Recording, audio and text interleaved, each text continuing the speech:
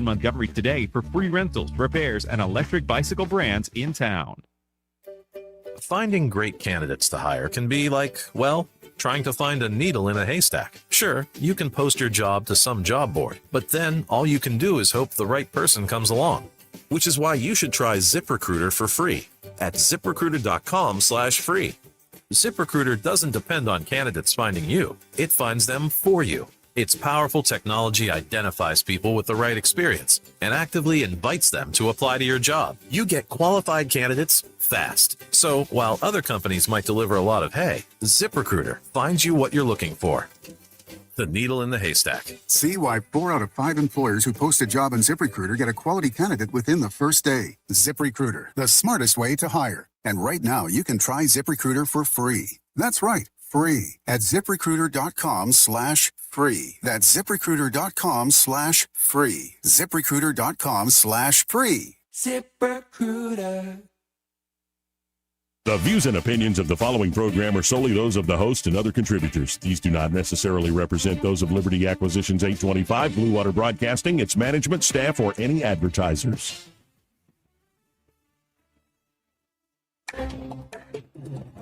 It's time for Montgomery's conversational radio show. It's news and views on News Talk 93.1 FM. To join the conversation, call 272-9228.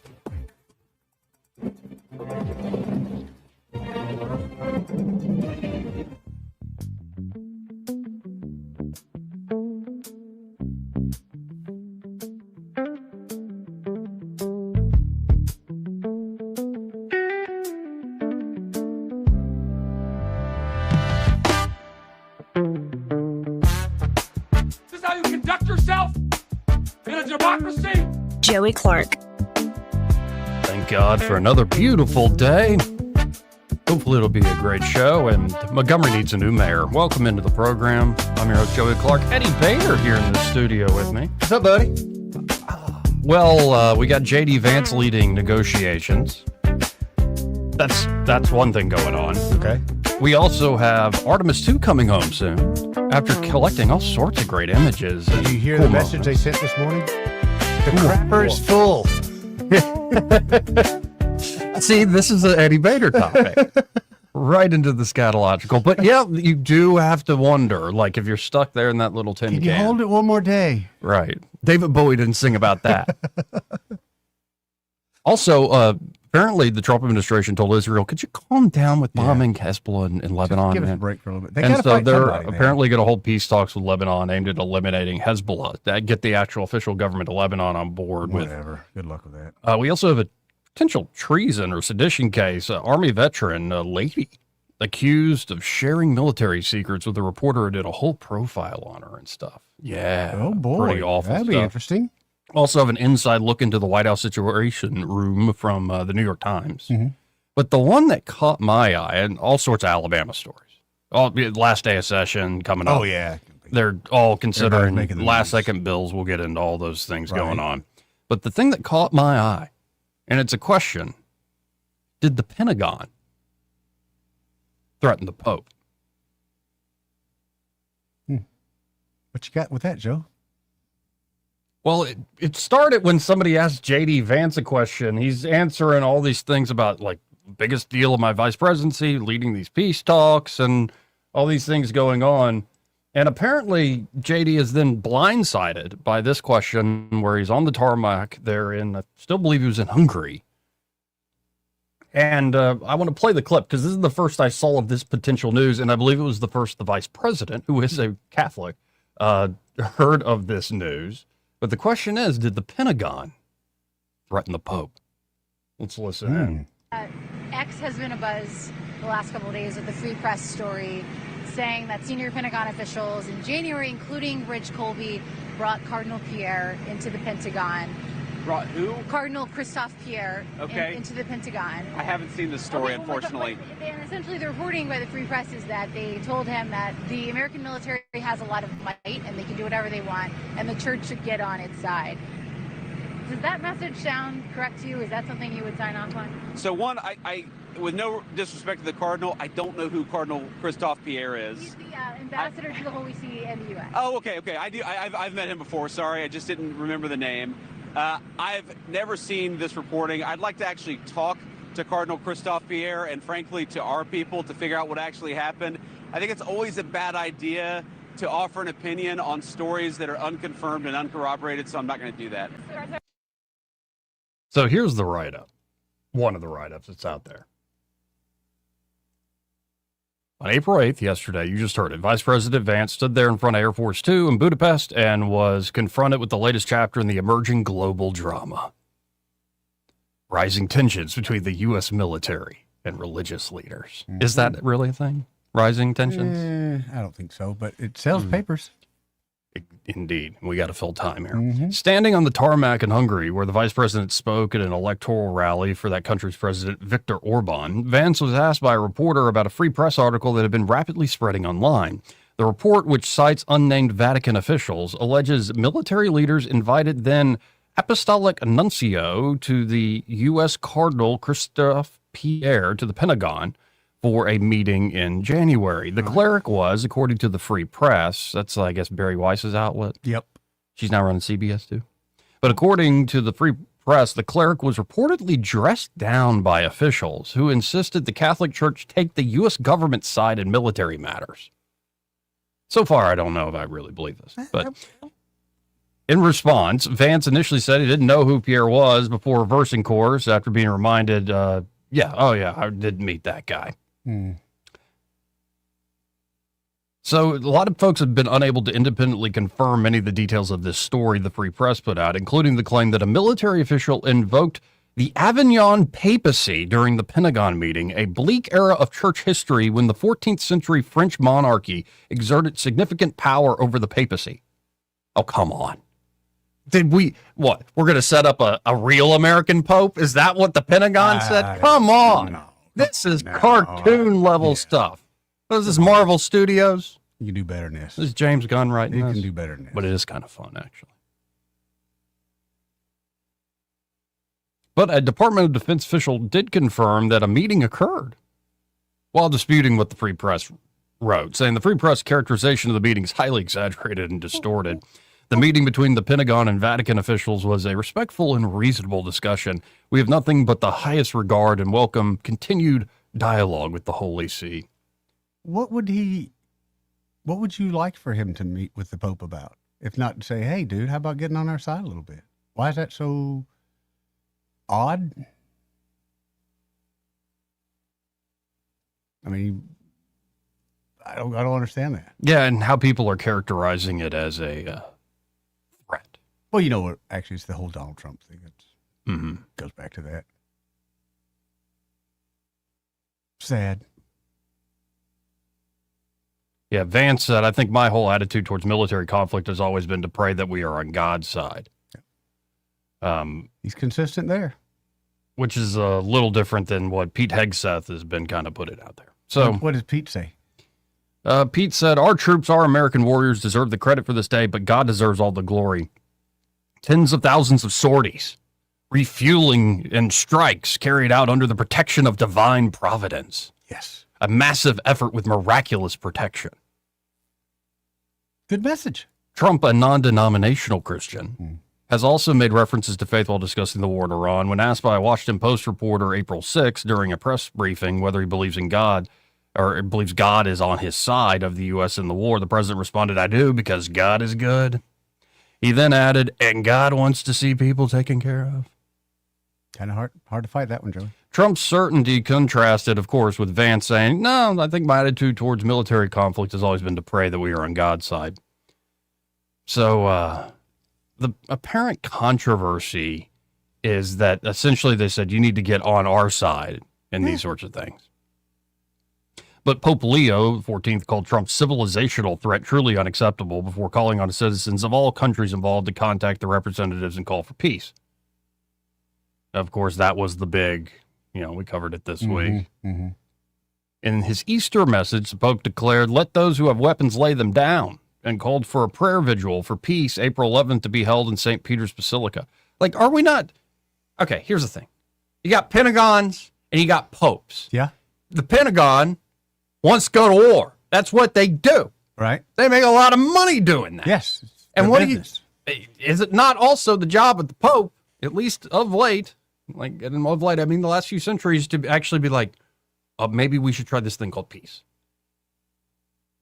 They don't have to be on the same page. They don't have to be. But this is the silliest controversy ever. But I just love that question. Did the Pentagon threaten I don't think they threatened him. They just brought him over for dinner. Mm-hmm. Give him some encouragement. Mm-hmm. What a mess. Soft. What a mess. So, no, I think the answer to that question is no, they didn't. Okay. And I just found it fascinating. Like, Vance, like, what in the world are you even talking about? Like, what was the key part of that question? Let's hear this again real quick.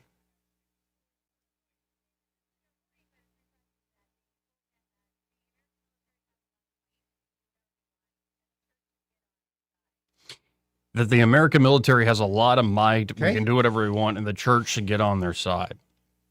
You know, it's a strong statement, but it is the truth. It's not as bad as the last one that Trump did. With the Easter Bunny standing behind him? Well, that was just surreal. That was a health check. Jeez. I'm like, am I having a stroke at this moment? Right. No, but I wish the Easter Bunny would come up with a knife. But yeah, we'll get you, man. No, do you remember what Trump, I believe, said to Pope Francis in his first term when Trump was, taking on ICE, something to the effect of like, ISIS is going to get you? Yeah. Yep.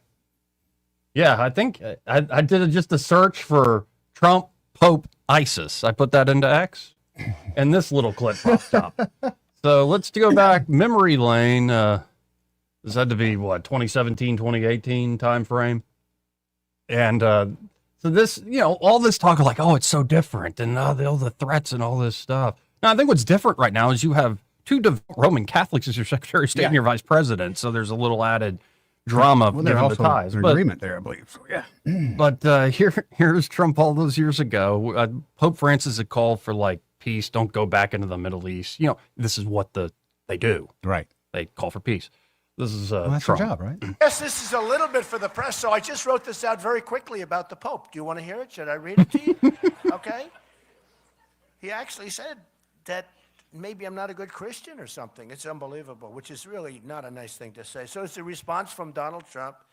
If and when the Vatican is attacked by ISIS, which, as everyone knows, is ISIS's ultimate trophy, I can promise you that the Pope would have only wished and prayed that Donald Trump would have been president. Because it's true. It's true. Yes, this is a little bit for the press, so I just wrote this out very quickly about the Pope. Do you want to hear it? Should I? He's so different now, though. That must have been 2016, like as he's running. Yeah, because he's a lot more energy. So different. Positive. I read it to you? Okay. He actually said that maybe I'm not a good Christian or something. It's unbelievable, which is really not a nice thing to say. So it's a response from Donald Trump. If and when the Vatican is attacked by ISIS, which, as everyone knows, is ISIS's ultimate trophy, I can promise you that the Pope would have only wished and prayed that Donald Trump would have been president. God bless America. Yeah. That's all I can say. God bless America. But, of course, Trump issued a new statement on Iran. Oh, boy. What do you mean? You're just nervous? You're over this? You're tired of it? I'm kind of over it. I wish he'd just, hey, let everybody else do their job for a minute. It's been a few days. I know, but let everybody else do their job for a minute. All U.S. ships, aircraft, and military personnel with additional ammunition, weaponry, and anything else that is appropriate and necessary for the lethal prosecution and destruction of an already substantially degraded enemy will remain in place and around Iran until such a time as the real agreement reached in full is fully complied with. If for any reason it is not, which is highly unlikely, then the shooting starts bigger and better, stronger than anyone has ever seen before. It was agreed a long time ago, and despite all the fake rhetoric to the contrary, no nuclear weapons, and the Strait of Hormuz will be open and safe.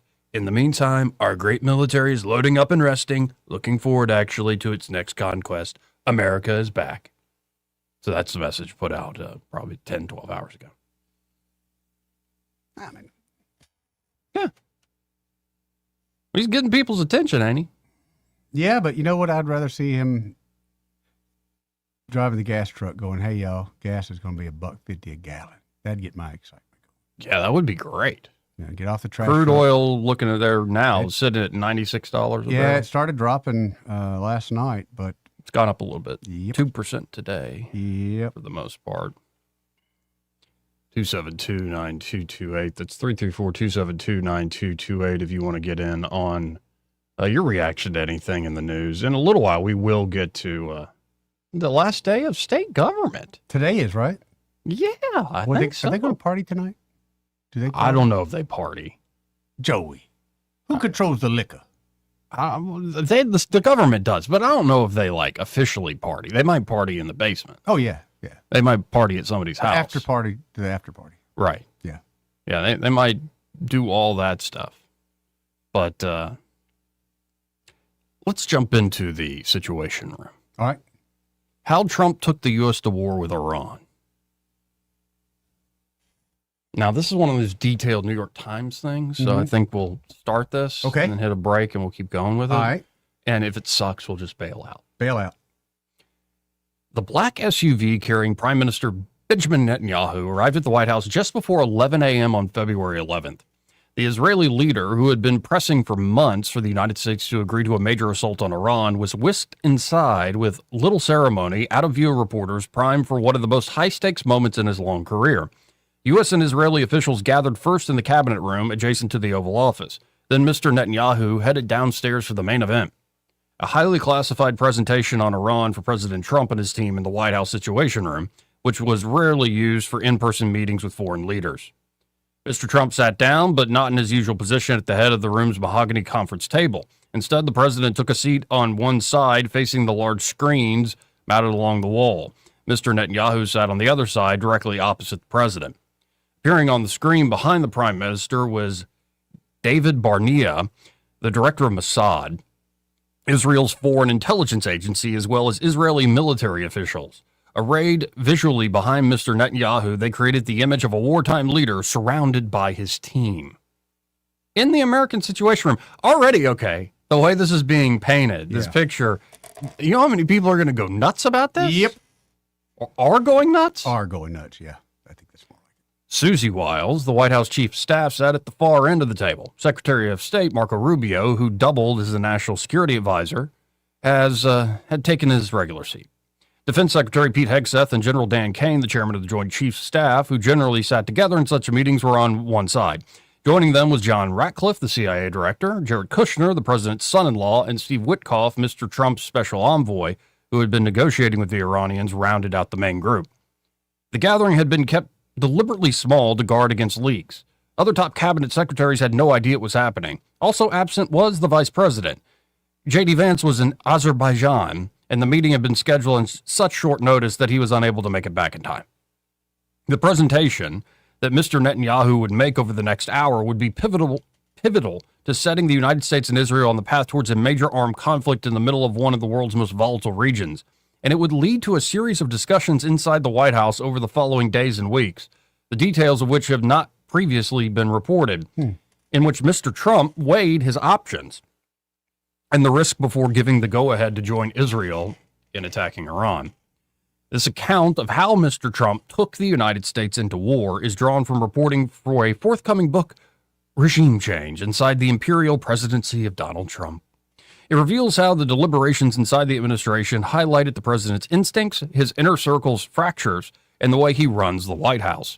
It draws on extensive interviews conducted on the condition of anonymity to recount internal discussions and sensitive issues. The reporting underscores how closely Mr. Trump's hawkish thinking aligned with Mr. Netanyahu's over many months, more so than even some of the president's key advisors recognized. Their close association has been an enduring feature across two administrations, and that dynamic, however fraught at times, has fueled intense criticism and suspicion on both the left and the right of American politics.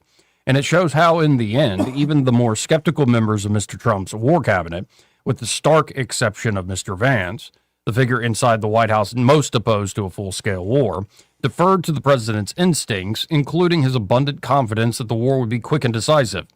The White House declined to comment officially. Of course. So I'm going to stop there. Let's go ahead and hit a break. But first, this part of the program brought to you by Josh and Leslie Ryder there at Dylan Rings. And they've got another thing going on there on the Dylan Rings Facebook page, man. Yeah, like it's every day you get like this up close. And by the way, I think he's doing these with like glasses, like shooting these videos with oh yeah, with those really thick glasses on. Like the AI glasses. Really? They're fancy. They're awesome. Dude, I've been wanting some of them. They're really cool. Go by and talk to Josh. Yeah, about it. They look like normal glasses. If that's what they're doing and the clear results that he's getting, I mean, I'm sitting here watching him do some welding right now on some gold. Yeah, but this is him working on laser welder and using gold wire to build up some worn down prongs. I see. It's followed up by a video on the smoothing and polishing of the built up prongs. Needed due to wear on the client's ring, and we needed to make sure their diamonds remain secured in the ring.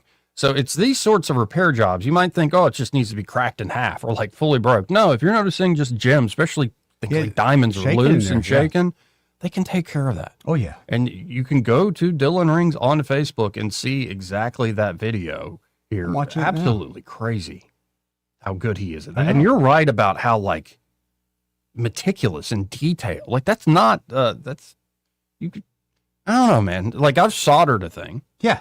But I don't know if I could do that at all. Like you soldered something, but did it have the value and the emotional value of those, right? Yeah, I wasn't soldering with gold and diamonds. It's like, oh, damn, I just burned my finger. Right, exactly. Folks, if you are looking for just a great experienced fella when it comes to repairs or custom design work, or they can do the spa treatments to make your jewelry shine and shimmer like it's brand new again, or if you're looking at that great inventory they put together from high-end to everyday jewelry items, get by Dylan Rings. It's 119 Brown Springs Road here in Montgomery, just off of Atlanta Highway. And be sure to tell them that Joey and Eddie, those fellas on the radio, sent you. We'll be right back. He may not know whether he's coming or going, but whether you're going to work or coming home, Greg Budell is there. Mornings, 6 till 9, and afternoons, 3 till 6. Only on News Talk 93.1 FM, WACV.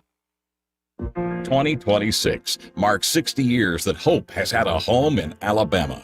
At the Alabama Sheriff's Youth Ranches, children who've lost everything through no fault of their own have found something priceless. A safe place to live, a loving Christian family, and the chance to simply be kids again. Here, boys and girls grow up surrounded by care, guidance, and faith, learning right from wrong, learning responsibility, learning they are valued and that their lives have purpose. As the Alabama Sheriffs have believed for 6 decades, it's easier to build boys and girls than to repair men and women. These former ranchers are now teachers, parents, business owners, and leaders, living proof that love, structure, and faith can change a life forever.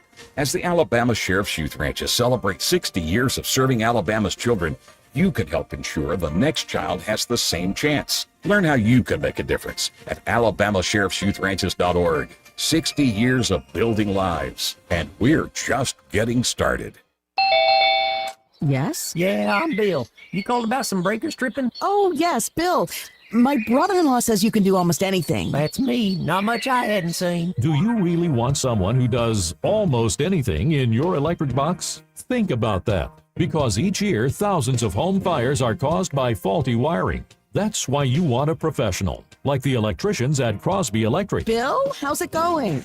Bill, ooh, are you okay? Oh, yeah, well, I didn't really need my eyebrows anyway. At Crosby Electric, all technicians undergo rigorous safety training, as well as background checks, drug testing, and continuing education. Bill, you think maybe I should call a real electrician? No, these little slip-ups happen. Everybody does it. Really? No, not really. When you need professional electric work, or you just like someone to assess your home for safety, call the experts at Crosby Electric, 272-2085, or visit us at crosbyelectric.com. Lewis at the Capital Oyster Bar, and I just want to tell you, if you're in business or got an event coming up and want to do some advertising, wisely spent dollars are spent down here at Blue Water Broadcasting. All the guys are nice, easy to work with, and I see results, I guarantee you. Radio works. It's as simple as that. Call us to find out how radio can work for your business. Blue Water Broadcasting. Local folks helping local business. The 22nd Annual Autism Crawfish Boil benefiting Easter Seals of Central Alabama is April 11th at Riverwalk Stadium. Proceeds from this fun family event benefit autism programs at Easter Seals of Central Alabama.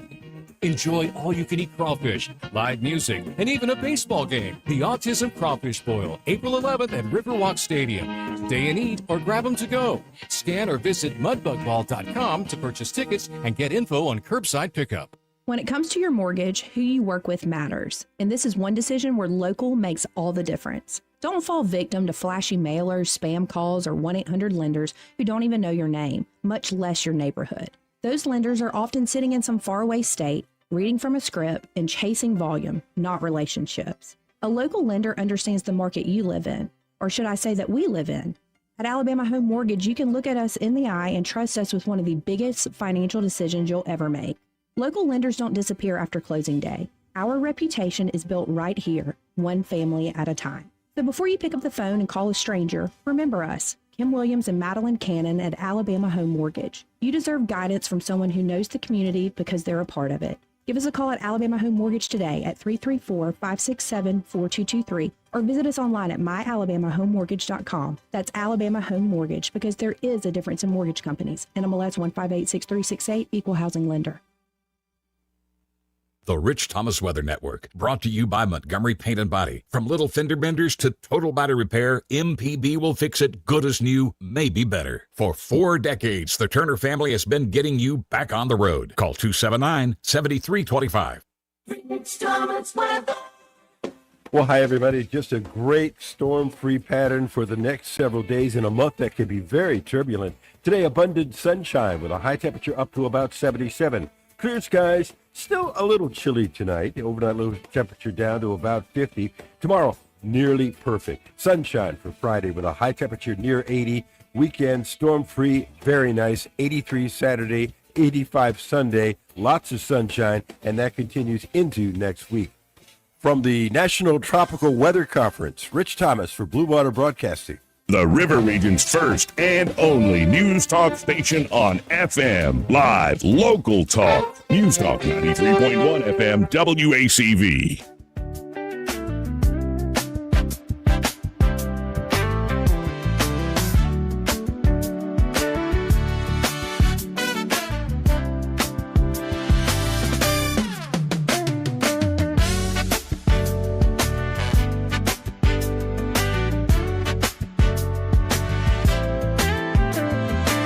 Clark. Welcome back. That's a very lovely looking lady there on the screen, Joey. Are you doing that because I chastised you yesterday about how critical you are about better person out of myself? Yes, I've thought about it. Because yesterday you were being very critical about women's work. Very mean you're girlish. trying to change your. Yes. Okay. Because when you made that point, which hey, I'm glad you called me out on it. Others called me out on it as well. Right. So obviously, what about the point that you're turning into a woman? They said now's the time to stop. Yeah. I don't want you going down there. Well, the big worry was, we're getting into summer, and I'm going to let my hair grow out. Yeah, so, yeah, you are. You're going to catch up to me? Probably. I've been using lake water. Oh, beautiful soul there on the Yes. TV. Yes. Yeah. Oh, honestly, it's not mean to just tell the truth. But I don't like it when people tell the truth to me all the time. Fair enough. Fair enough.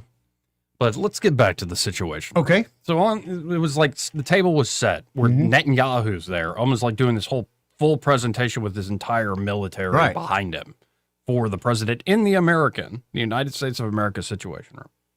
So in the Situation Room on February 11th, Mr. Netanyahu made a hard sell, suggesting that Iran was ripe for regime change and expressing the belief that a joint U.S.-Israeli mission could finally bring an end to the Islamic Republic. At one point, the Israelis played for Mr. Trump a brief video that included a montage of potential new leaders who could take over the country if the hardline government fell. Among those featured Reza Pahlavi, the exiled son of the Iranians' last Shah, now a Washington-based dissident who had tried to position himself as a secular leader who could shepherd Iran towards a post-theocratic government. I never thought it was going to be him. You didn't think?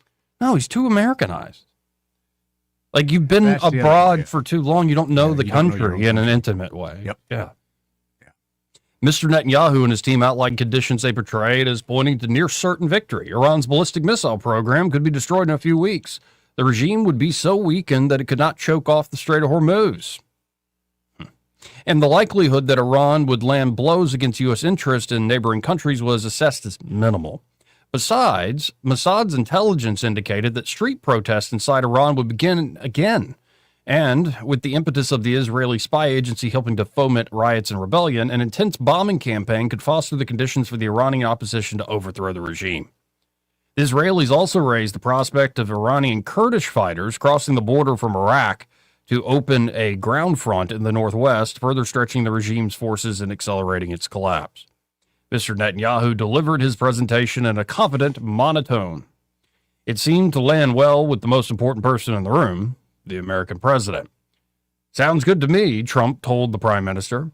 To Mr. Netanyahu, this signaled a likely green light for a joint U.S.-Israeli operation. Mr. Netanyahu was not the only one who came away from the meeting with the impression that Mr. Trump had all but made up his mind.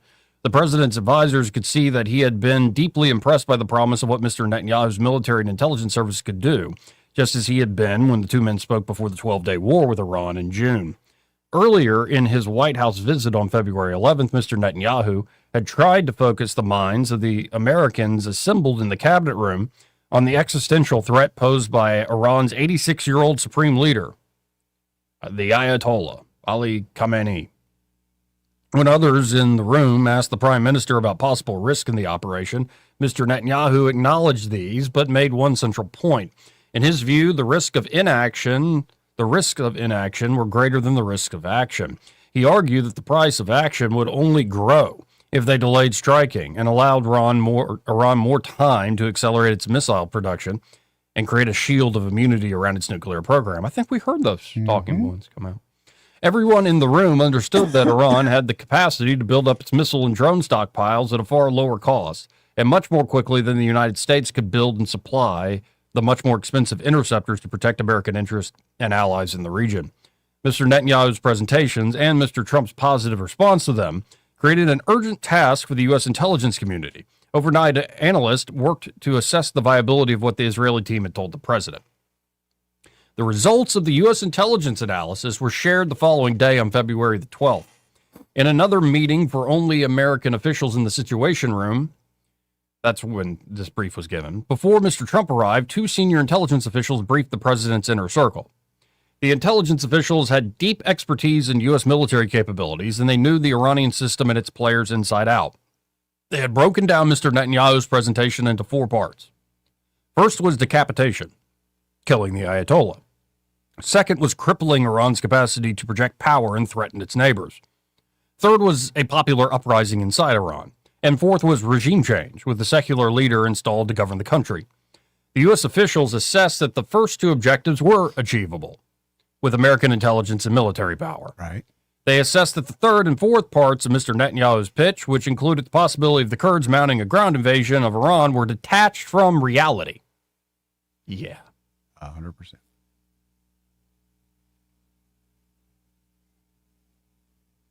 When Mr. Trump joined the meeting, Mr. Ratcliffe briefed him on the assessment.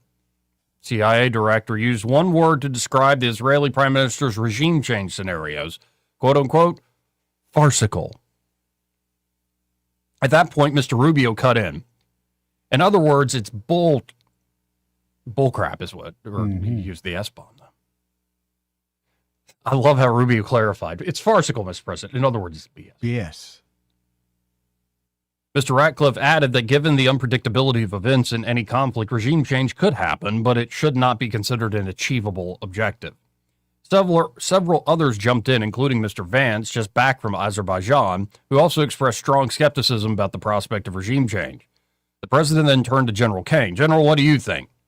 General Kane replied, Sir, this is, in my experience, standard operating procedure for the Israelis.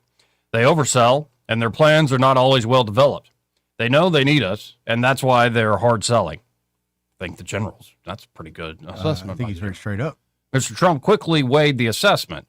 Regime change, he said, would be their problem. It was unclear whether he was referring to the Israelis or the Iranian people.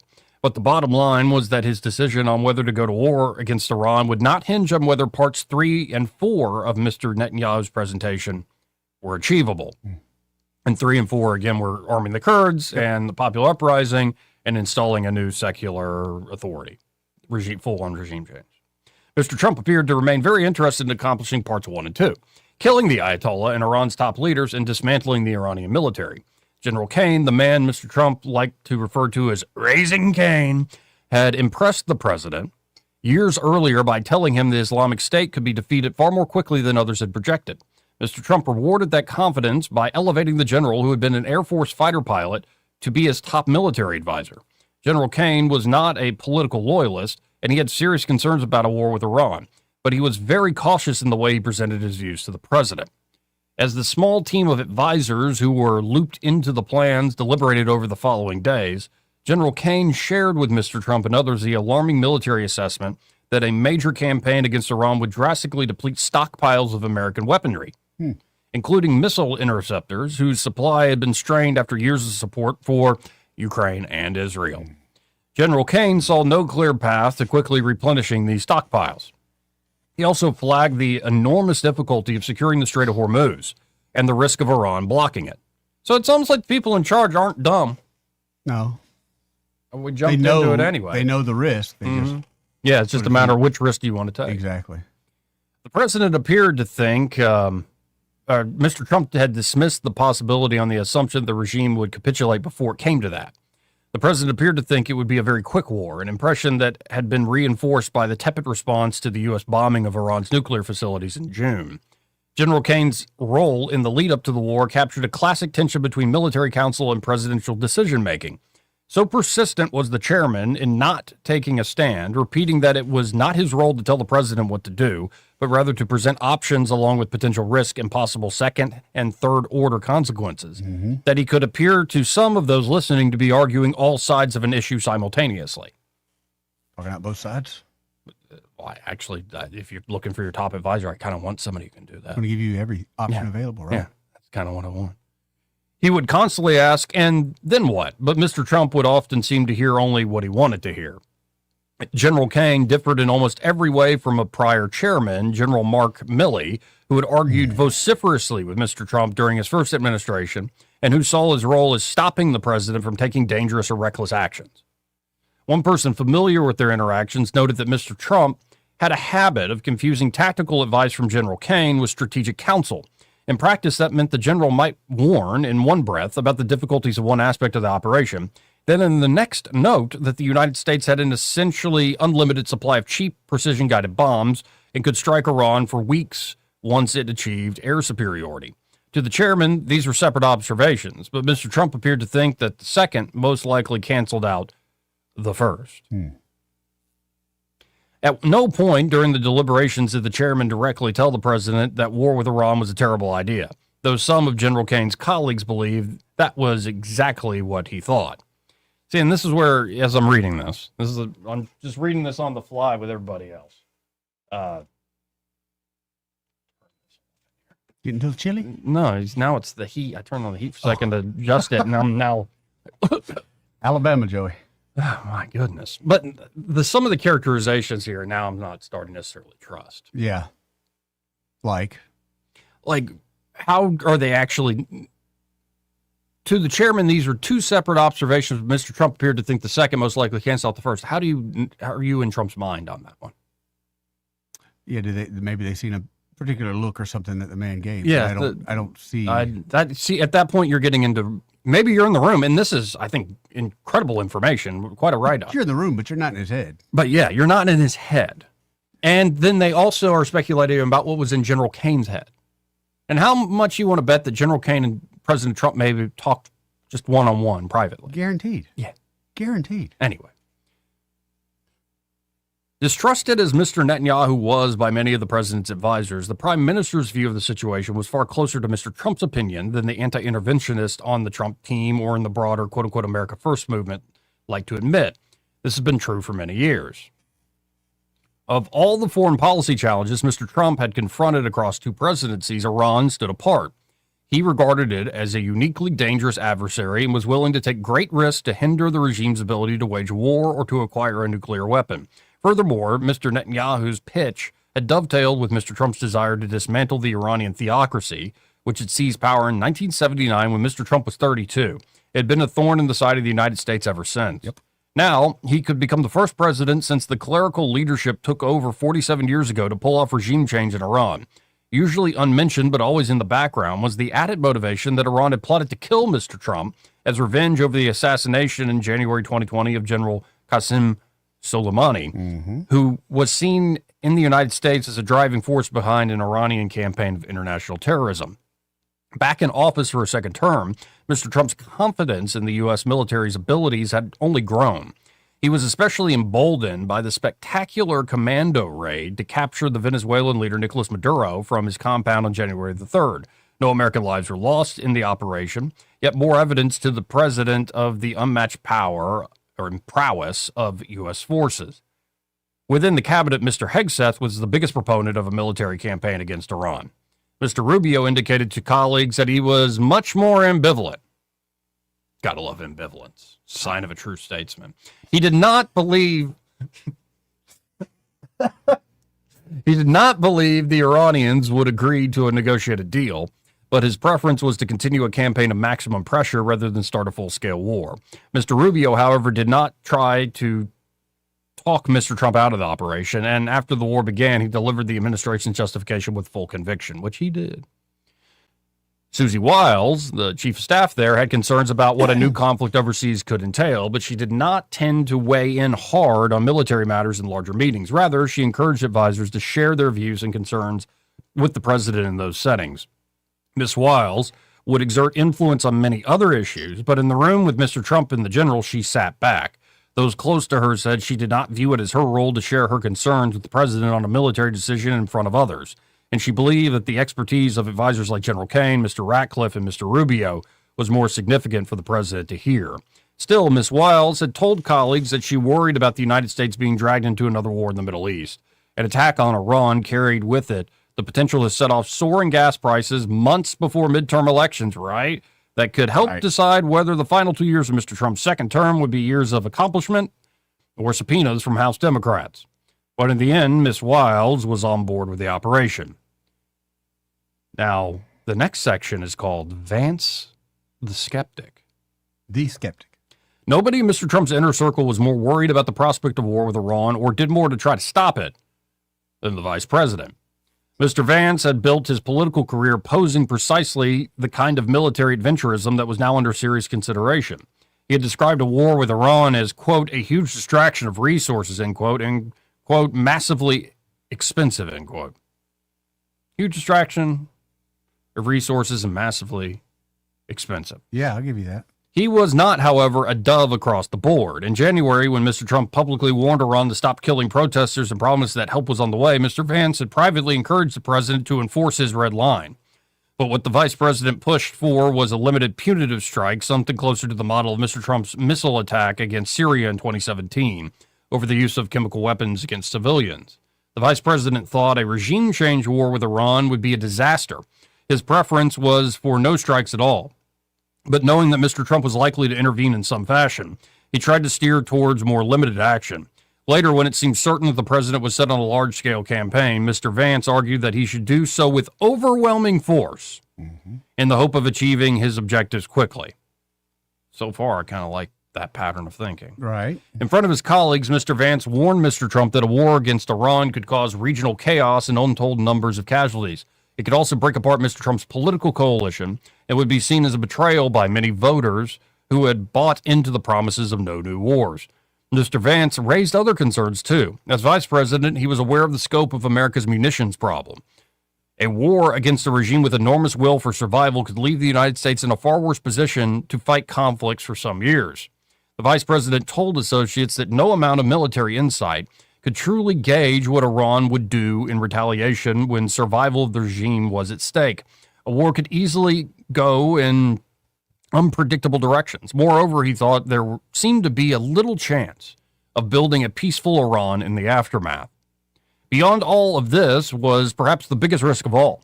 Iran held the advantage when it came to the Strait of Hormuz.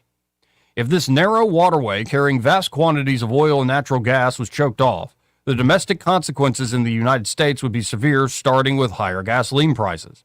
Tucker Carlson, the commentator who had emerged as another prominent skeptic of intervention on the right, had come to the Oval Office several times over the previous year to warn Mr. Trump that a war with Iran would destroy his presidency.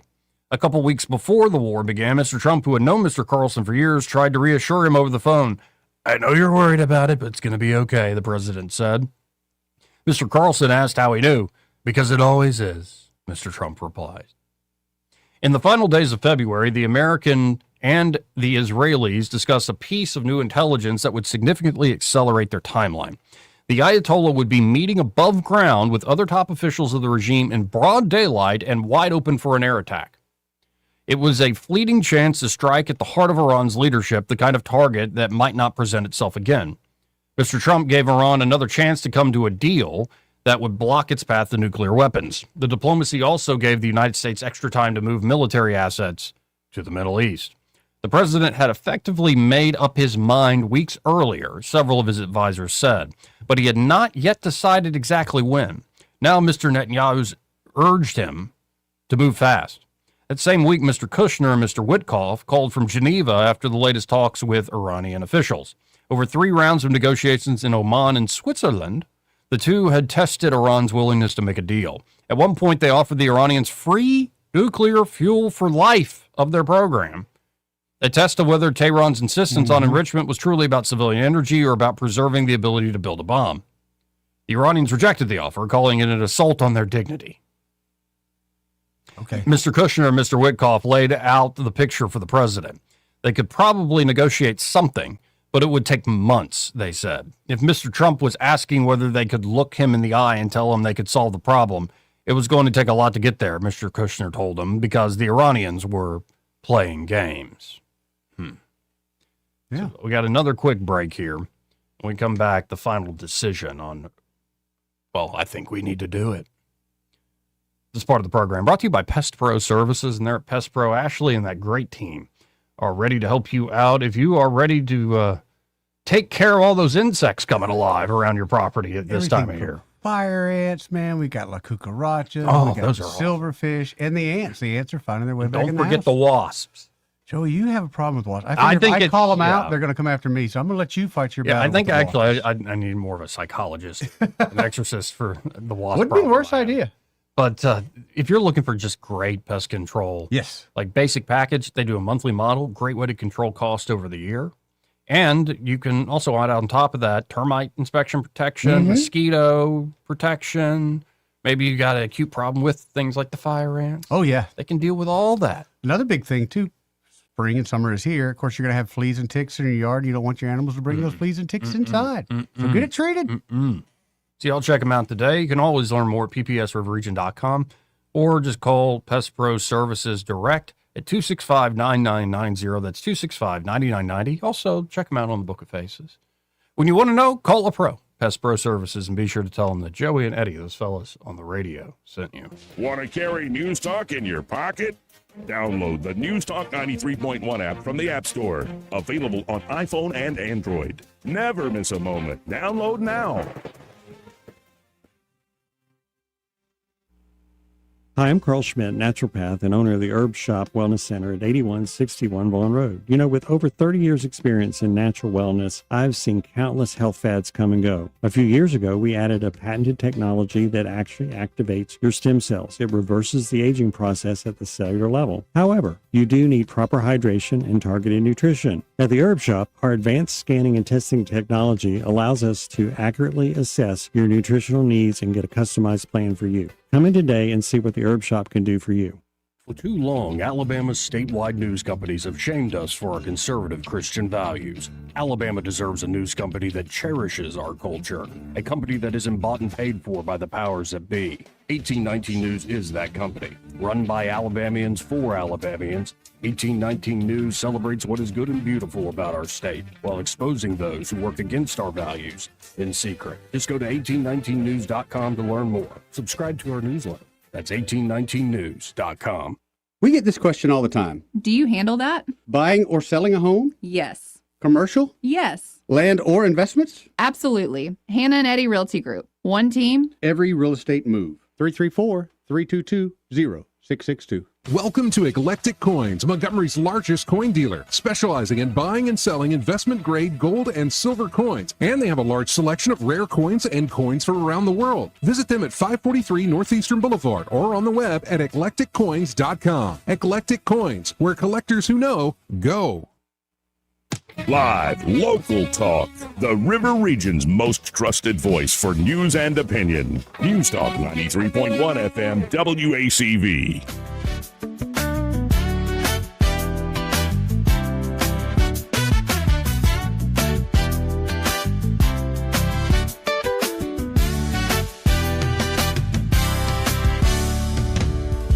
Joey Clark. Welcome back. So let's finish this up. Okay. On Thursday, February 26th, around 5 p.m., a final Situation Room meeting got underway. By now, the positions of everyone in the room were clear. Everything had been discussed in previous meetings. Everyone knew everyone else's stance. The discussion would last about an hour and a half. Mr. Trump was in his usual place at the head of the table. To his right sat the vice president. Next to Mr. Vance was Miss Wiles, then Mr. Ratcliffe, then the White House counsel, David Warrington, then Stephen Chung, the White House comms director. Across from Mr. Chung was Caroline Leavitt, the White House press secretary. To her right was General Kane, then Mr. Hegseth, and Mr. Rubio. The war planning group had been kept so tight that the two key officials who would need to manage the largest supply disruption in the history of the global oil market, Treasury Secretary Scott Bessent and Energy Secretary Chris Wright, were excluded, as was Tulsi Gabbard, the Director of National Intelligence. The president opened the meeting asking, "Okay, what have we got?" Mr. Hegseth and Mr. Kane ran through the sequencing of the attacks, and Mr. Trump said he wanted to go around the table and hear everyone's views. Mr. Vance, whose disagreement with the whole premise was well established, addressed the president. "You know, I think this is a bad idea, but if you want to do it, I'll support you." Miss Wiles told Mr. Trump that if he felt he needed to proceed for America's national security, then he should go ahead. Mr. Ratcliffe offered no opinion on whether to proceed, but he discussed the stunning new intelligence that the Iranian leadership was about to gather in the Ayatollah's compound in Tehran. The CIA director told the president that regime change was possible depending on how the term was defined. "If we just mean killing the supreme leader, we can probably do that," he said. When called on, Mr. Warrington, the White House counsel, said it was a legally permissible option in terms of how the plan had been conceived by U.S. officials and presented to the president. He did not offer a personal opinion, but when pressed by the president to provide one, he said that as a Marine veteran, he had known the American service member killed by Iran years earlier. This issue remained deeply personal. He told the president that if Israel intended to proceed regardless, the United States should do so as well. Mr. Chung laid out the likely public relations fallout. Mr. Trump had run for office opposed to further wars. People had not voted for conflict overseas. The plans ran contrary to everything the administration had said after the bombing campaign against Iran in June. Yeah, you remember that? Yeah. How would they explain away 8 months of insisting that Iranian nuclear facilities had been totally obliterated? Mr. Chung gave neither a yes or a no, but he said that whatever decision Mr. Trump made would be the right one. Ms. Leavitt told the president that this was his decision and that the press team would manage it as best as they could. Mr. Hegseth adopted a narrow position. They would have to take care of the Iranians eventually, so they might as well do it now. He offered technical assessments. They could run the campaign in a certain amount of time with a given level of forces. General Kane was sober, laying out the risk and what the campaign would mean for munitions depletion. He offered no opinion. His position was that if Mr. Trump ordered the operation, the military would execute. Both the president's top military leaders previewed how the campaign would unfold in the U.S. capacity to degrade Iran's military capabilities. When it was his turn to speak, Mr. Rubio offered more clarity, telling the president if our goal is regime change or an uprising, we shouldn't do it. But if the goal is to destroy Iran's missile program, that's a goal we can achieve. Everyone deferred to the president's instincts. They had seen him make bold decisions, take on unfathomable risk, and somehow come out on top. No one would impede him now. "I think we need to do it," the president told the room. He said they had to make sure Iran could not have a nuclear weapon, and they had to ensure that Iran could not just shoot missiles at Israel or throughout the region. General Kane told Mr. Trump that he had some time. He did not need to give the go-ahead until 4 p.m. the following day.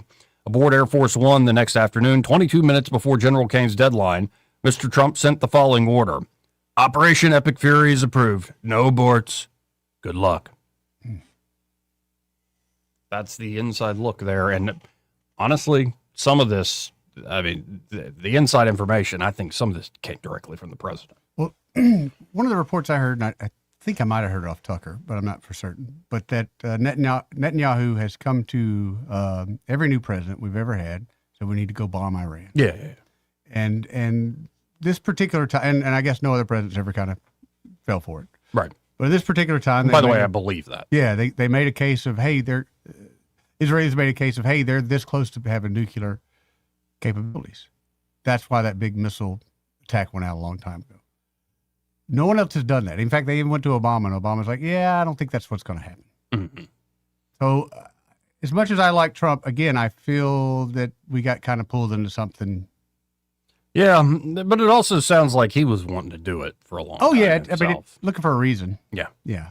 And it seems like he does the bigger and bolder. Seems to be the He's a strategy. risk taker. We've known that about Trump from day one. Keep punching a higher Yeah. floor. Yeah. Bigger, bolder, like even if it's going to cost me certain things, all this stuff, if I go for the gusto, it'll work out. It seems to be Keep his going, yeah. root mentality on a lot of the stuff. I get that. As an entrepreneur, I get that. Yeah. Oh, yeah. Anyway, this part of the program brought to you by Cole Plumbing. And Yes. they're at Cole Plumbing. They're ready to help you out. Say you've got a big water leak. It's like a problem. Like, Yeah, you got a new pond in the backyard? yeah, or the carpet is just soaked, or Oh, the man. ceiling sacking. Hot water heater busted overnight? Yep. Pretty awful stuff. Well, they can fix that for you with minimal discomfort to you in your home. That's in right. particular, they're not going to have to like tear out a bunch of drywall, dig up a huge hole or trench in your yard. Ain't going to have to gut the whole house. They can do it with precision and expertise, find the leak and fix it up real quick. And of course, they can help you with everyday problems like you need a new garbage disposal, Yeah. or the faucet keeps dripping, Like a or little bit taller toilet? or the toilet flapper doesn't work, or it just keeps running. And of course, they can help you upgrade to Right. things like a taller toilet or new accessories in the bathroom or the With kitchen. hot water heater. I like that. Y'all check out Cole Plumbing today. You can always just call them direct, 279-8919. That's 279-8919. And just remember, folks, when you have trouble with your bowl, Call on Cole, Joey. we'll be right back. Broadcasting from the Riverside Chevrolet Master Control Center, this is WACV Cusada, News Talk 93.1 FM. When it's Chevy, it's Riverside. With SRN News, I'm Bob Agnew in Washington.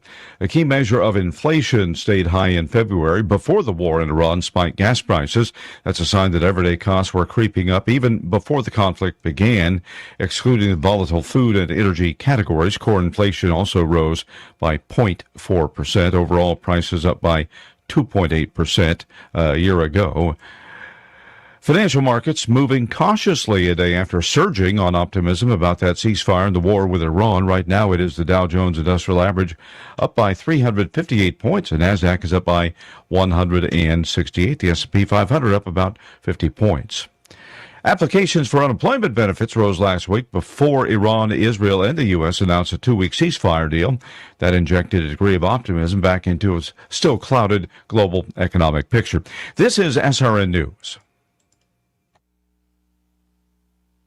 Just hearing the word IRS can make people break out in a cold sweat. No one wants to deal with the IRS, and now you don't have to. The good news is Legal Tax Defense has been successfully negotiating with the IRS for more than 15 years. It doesn't matter how much you owe, whether it's $5,000 or $5 million. You deserve the best in the business on your side, and that is Legal Tax Defense. Even if you're working with someone else and just want a second opinion, there is no cost or obligation to call. They can prevent levies, liens, wage garnishments, even file back tax returns. And the best news about Legal Tax Defense is they won't take your case unless they know they will reduce or eliminate your tax debt. Call Legal Tax Defense right now for a free no-risk consultation. 800-292-7875. 800-292-7875. You have nothing to lose but everything to gain. 800-292-7875. Rich Thomas Weather is brought to you by Alabama Wholesale Lumber. It's more than just great prices on lumber. From Trex decking to energy-efficient windows and Tamco shingles, Alabama Wholesale Lumber has it all.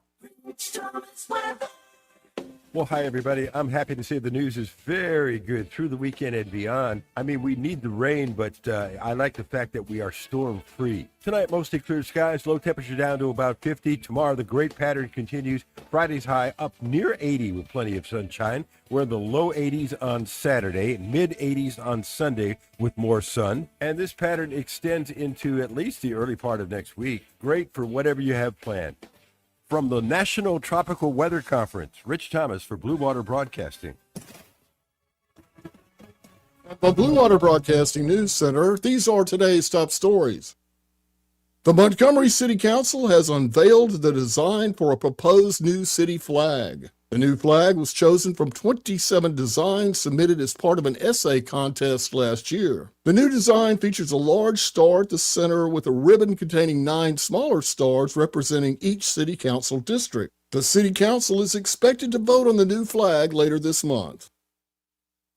Alabama has set a new record for number of people employed. The State Department of Workforce announced employment increased by almost 18,000 people in January. Average weekly wages increased by $85 over the year to a new record high of $1,150 per week. Alabama's unemployment rate held steady at 2.7%. The Alabama Senate passed a bill Thursday that would set a framework for rounding in-person cash transactions. House Bill 545 would provide a standard for rounding the total to the nearest nickel for cash transactions. The bill passed the House of Representatives in March. It now heads to Governor Kay Ivey's desk for her consideration to become law. From the Blue Water Broadcasting News Center, I'm Sky Mosley. This hour of news and views is brought to you by our good friends at Alabama Home Mortgage. Alabama Home Mortgage, 567-4223. Visit them on the web at myalabamahomemortgage.com. NMLS number 1586368, an equal housing lender. Hello, everyone. Robbie Pelt with Capital City Roofing. If you think about it, your home is your biggest investment in life. Your roof covers your home, so why jeopardize your biggest investment on a roofer you don't know anything about when you can deal with a reputable roofing company like Capital City Roofing? We have an A+ Better Business rating and the best manufacturers and workmanship warranties available. We do all residential and commercial roofing applications that are certified through the manufacturer to ensure you get the best material and workmanship money can buy. We also have your project in our best interest before and after construction has been done. Don't hesitate to call us if you have any roofing issues or questions. We will match any of our competitors' price and give you the same great workmanship warranty. We also give free estimates. Give us a call today and let us show you the difference. 277-3311. That's 277-3311. Or you can check us out on the web at www.capitalcityroofing.com. Capital City Roofing. We capitalize the roofing industry. The views and opinions of the following program are solely those of the host and other contributors. These do not necessarily represent those of Liberty Acquisitions 825, Blue Water Broadcasting, its management, staff, or any advertisers.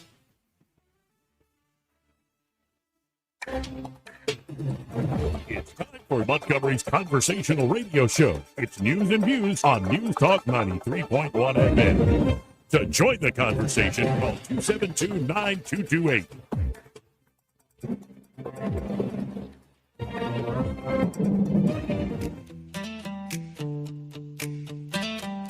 Joey Clark. Welcome back. Before we take some phone calls here and get into some more of the news, we have a business break, folks. Yes, we do. And welcoming here into the studio, Joey Hull with Davis Door and Sash. How you doing today, sir? I'm doing pretty good, thank you. Good deal. Now let's just tell folks about what y'all can do for folks. Sounds like it's in the name: doors, windows, all sorts of stuff. Yep. So we're a small company here in Montgomery, and we do commercial and residential windows and doors. We do columns and siding and trim, stuff like that. So it's like we were going through a few scenarios. Yeah, let's say I got this annoying kid next door, all right, and they're always playing baseball in my front yard. And one of them, hits the ball through my window. Can I call you and expect you to come out and replace my windows? Yep, absolutely. All right. Now, another scenario. Let's say I bought a house, but all my windows are fogged. I didn't really pay attention to it when I bought it, but now that I'm living there, it looks like I may need new windows. Can you take care of a whole house? Yep, absolutely. All right.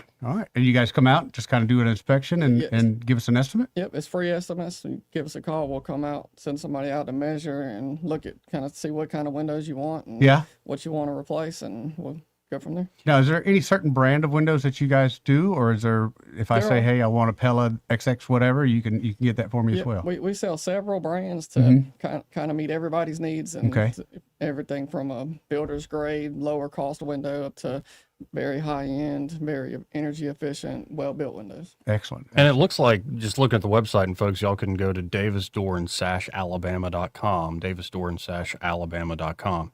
That like any type of door, any type of window, like y'all are pretty much going to be able to work on it. Yep. I like that. And it looks like you also do new construction. Mm-hmm. New construction, just replacements, commercial. We try to do it all. How long you been doing this? So I've been doing it for 7 or 8 years, and the owner of the company previously was in it for 10 plus, and been doing it long enough to get it all sorted out. And all right, maybe we can put him to the test, Joey. See that front door we got out there? Mm-hmm. Can you do something with that? Because half the time it don't open. It definitely needs some. See, we got an expert. Ain't afraid to call it out. That's right. Yeah, it sounds like you're at the point in doing this too, where you can walk in and take a look real quick. You're like, okay, I already know what we're dealing with here. Sometimes. Now, let me ask you this. As far as door replacements, let's say I live in Cloverdale. Okay, in Cloverdale, everybody's house is like roller skate. Yep. The door that I got just will not fit square. Can I get a door from you and you come make that, not my house square, but you can make that door square so I don't have that ugly gap? Yeah, we can absolutely do that. And good deal. Yeah, Cloverdale has a lot of codes too, and you can't really change the look of the right. So we got to build exact replacements for wood doors, and we can do that as well. Excellent. Because that's one of the biggest things over there too. The older houses, which are beautiful, but those doors, you'll see the gaps in them, and you got air conditioning going out in the summer and cold air coming out in the winter. So yeah. And we do get a lot of calls from that area. Yeah. And, There's beautiful houses over there. Beautiful. And it looks like y'all have financing options as well. That's right. And then what's your service area?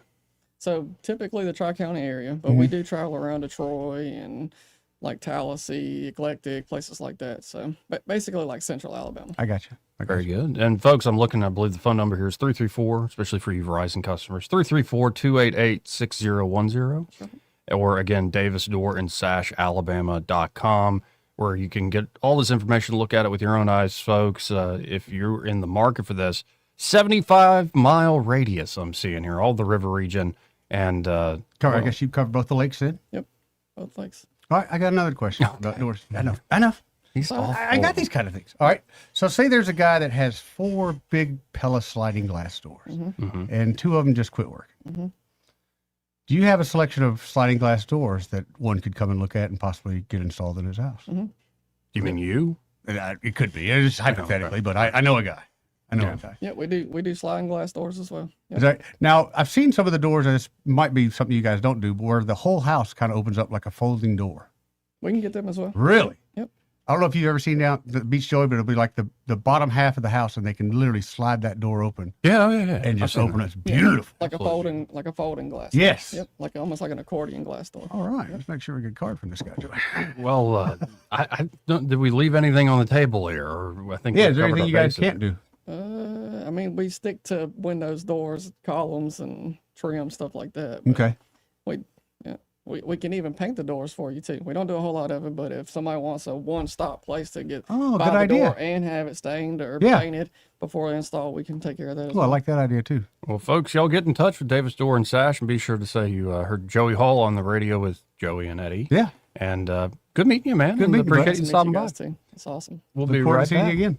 He may not know whether he's coming or going, but whether you're going to work or coming home, Greg Budell is there. Mornings, 6 till 9, and afternoons, 3 till 6. Only on News Talk 93.1 FM, WACV.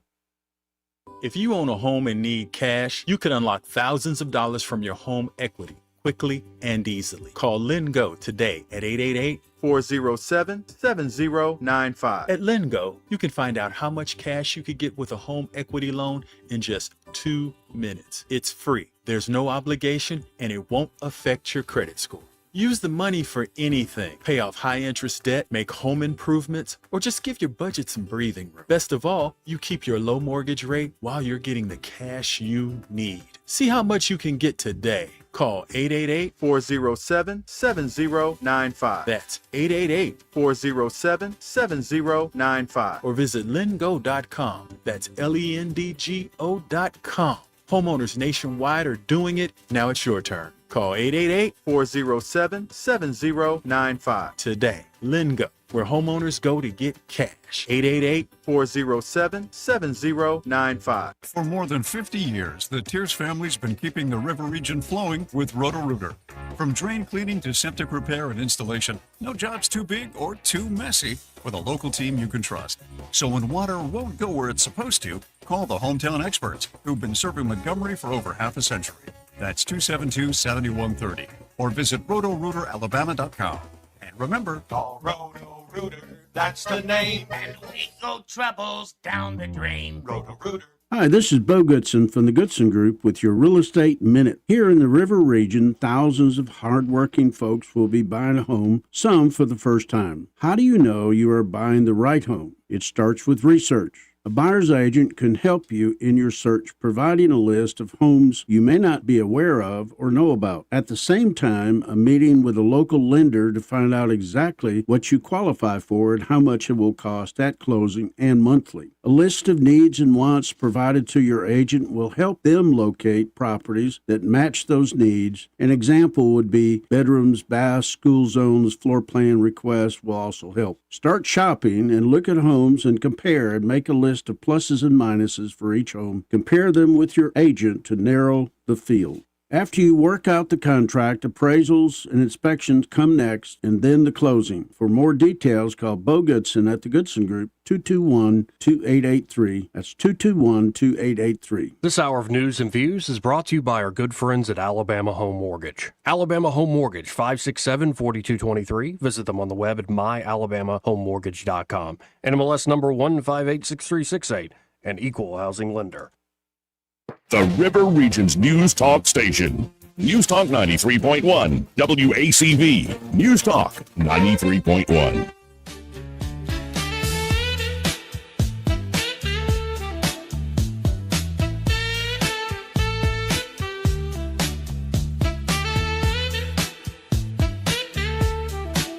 Joey Clark. Welcome back.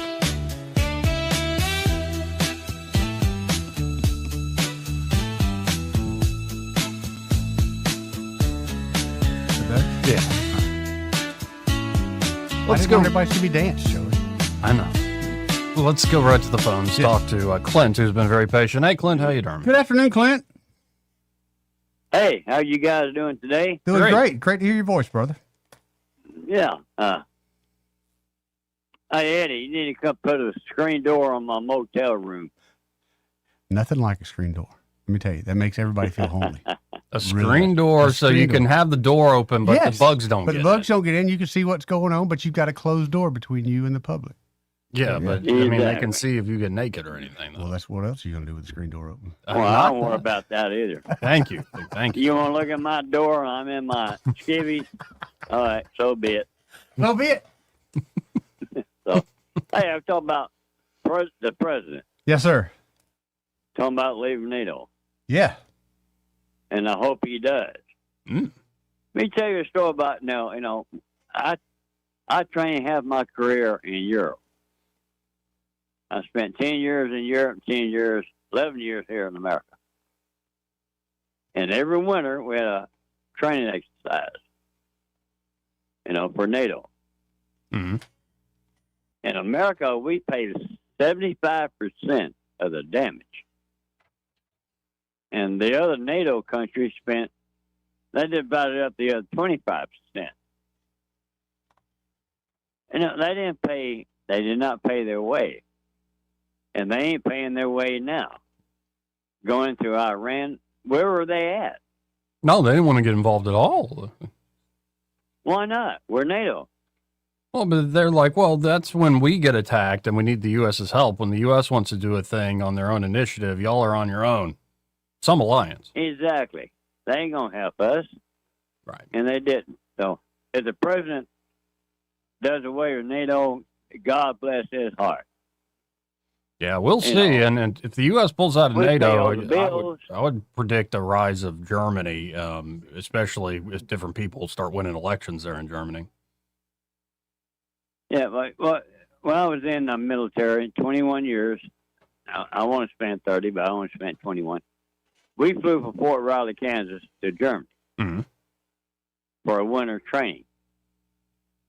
And there's a lot of damage was done. Back then, you train in their backyards. You know, had a tank. He backed over a Mercedes-Benz in somebody's house, and now German come out smelling like a possum. Why do I was smell like happy. a possum? Yeah. He got a new Mercedes-Benz. Yeah, he did. That's pretty awesome. Yeah. And we had one tank go through a German house Yeah. because of ice and snow and the fog.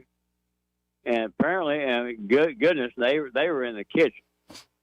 And this tank went right through the living room. Oof. And they were happy. Are you going to get a new house? So they got a brand new house. But we pay for it. NATO, no, we don't need to be with NATO no more. They don't help us. No, I've been through NATO, and they ain't no good. Well, I appreciate the insight, Clinton. It might very well That's happen. all I got to say, sir. Thank you. Have a good, great day, and have a good weekend. You too, Clint. See you, bro. Now, let's go to some state local stuff. We're going to talk about the pitch. We talked about the pitch yesterday. Yeah, I've got a lot more. I mean, you didn't. What about it? Well, it's a trending story. 1819 Mayor Stephen Reed delivers feeble first pitch at Montgomery Biscuit's home opener. Let's just be honest that by them calling it feeble, Yeah. very nice way to put it. I think the whole write-up's kind of hilarious. Dude, you saw it? Yeah, I saw it. Okay. Like we talked about it yesterday. I know, but I'm still. Well, what else do you want to say about it? I just haven't feel like I've been able to express my disappointment as much as I. You wanted him to throw a fastball. No, well, me, yeah, I threw the high heat, but I would have at least gone to the mound. You know, you're going to one hop it anyway. Go to the mound. Go ahead and have the catcher set up behind the plate, so it looks. Or what if you go? I'm going for a knuckleball. Okay, that's cool. Yeah, call your shot. And that way, when it's just awful, you go, Right. yeah, this is a knuckleball. That's a great call, Joey. You should have been on his team. You should have got a hold of him for I'm that. very good at lowering expectations, making excuses. I'm very good at that. Oh, okay, well, I'm still taken aback by it. It was disappointing. And I have to say, of the video, like when they said, Mayor Stephen Reed, you heard a few people go, but then you heard a few more people go, yeah. Like, man. Yeah, I'm not good at that. I'd be wanting to go up in the stands and fight somebody. It almost, I was half expecting like a Deuce Bigelow, male gigolo thing where it's like, that's a huge. Yeah. Yeah. That'd have been hysterical. Cakes and pies. But yeah, that's still a trending story. Oh, it's just kind of comical. But you know what the top trending story at 1819 News is? Local story? Or Alabama You story? never woke up black? Ooh. Nah. I'm quoting a headline, folks. Not accusing Eddie of anything. I woke up as a minority before, if that makes sense. I woke up in a Muslim country and I was the only Christian for many, many miles. Yeah. How'd you feel about that? I didn't care. Just knew we weren't going to eat no pork that day. But on Wednesday, the Alabama House of Representatives advanced a bill that would ban the use of SNAP benefits to buy unhealthy snacks such as candy, sugary sodas, and energy drinks. The legislation, SB 57, sponsored by State Senator Arthur Orr, would require the Department of Human Resources to request a waiver from the U.S. Department of Agricultural Food and Nutrition Services to exclude candy and soda from the definition of eligible food for the purposes of SNAP benefits. The waiver is a, quote, key step in ensuring that taxpayer dollars provide nutritious options that improve health outcomes within SNAP, according to the USDA. Right. The bill faced significant pushback from House Democrats, particularly State Reps Thomas Jackson from Thomasville, Alabama, and Wendell Gavan, one of my favorite Democrats, of Birmingham. Seriously, I like that one. I was going to say, I think we met her before. I don't think we've met her. But Met her? just after watching her for a few years. Oh, yes. My The one first with the impression mayor, was off. yeah. I like her a lot. Yeah. But anyway, in a discussion with State Representative Reed Ingram, who is carrying the bill in the House, Jackson called the bill terrible. I represent people that make $27,000 a year, and SNAP is a way of life for most of those persons in my district, Jackson stated. I'm trying to figure out where we're trying to go here in Alabama, he later said during the debate. Do we want to help people or do we want to keep oppressing them? You know, $148 is not a lot of money, and when you're going to tell a kid he can't eat potato chips and candy, you know, sometimes a piece of candy curtails hunger. I know it's not nutritious, but it keeps one from crying that I'm hungry. That's quoting. Okay. That's quoting Thomas Jackson. He went on to tell a story about how he'd eat popcorn and add a lot of salt, so he'd need to drink water to keep from being hungry. Jackson then quoted Matthew 25, in which Jesus stated in part, whatever you did for one of the least of these brothers and sisters of mine, you did for me. I would say that the emphasis on that should be what you did. Not what some massive bureaucrat did in order to, you know, pad the bottom line of the major multinational candy corporations. Because that's what they're doing. Yeah. In his ongoing presentation that lasted over 10 minutes before the bill was even brought to the floor, the lawmaker tied SNAP benefits to Jesus' teachings, saying it was hypocrisy that Alabama claimed to be pro-life and had executions. We care more about animals than we do people, he later asserted. Animals are nicer than people, by the way. I prefer animals. Depends over on the people, animal. too. Well, and some people are animals, you You don't dirty appreciate a dog. good I'm looking cougar, at do one you? right now. You don't appreciate a good cougar now and then? No, I'm on a different life path. No, the cougars are super effective, super efficient animal. Oh, the cats. Yeah. The big cat. Yeah. Yeah.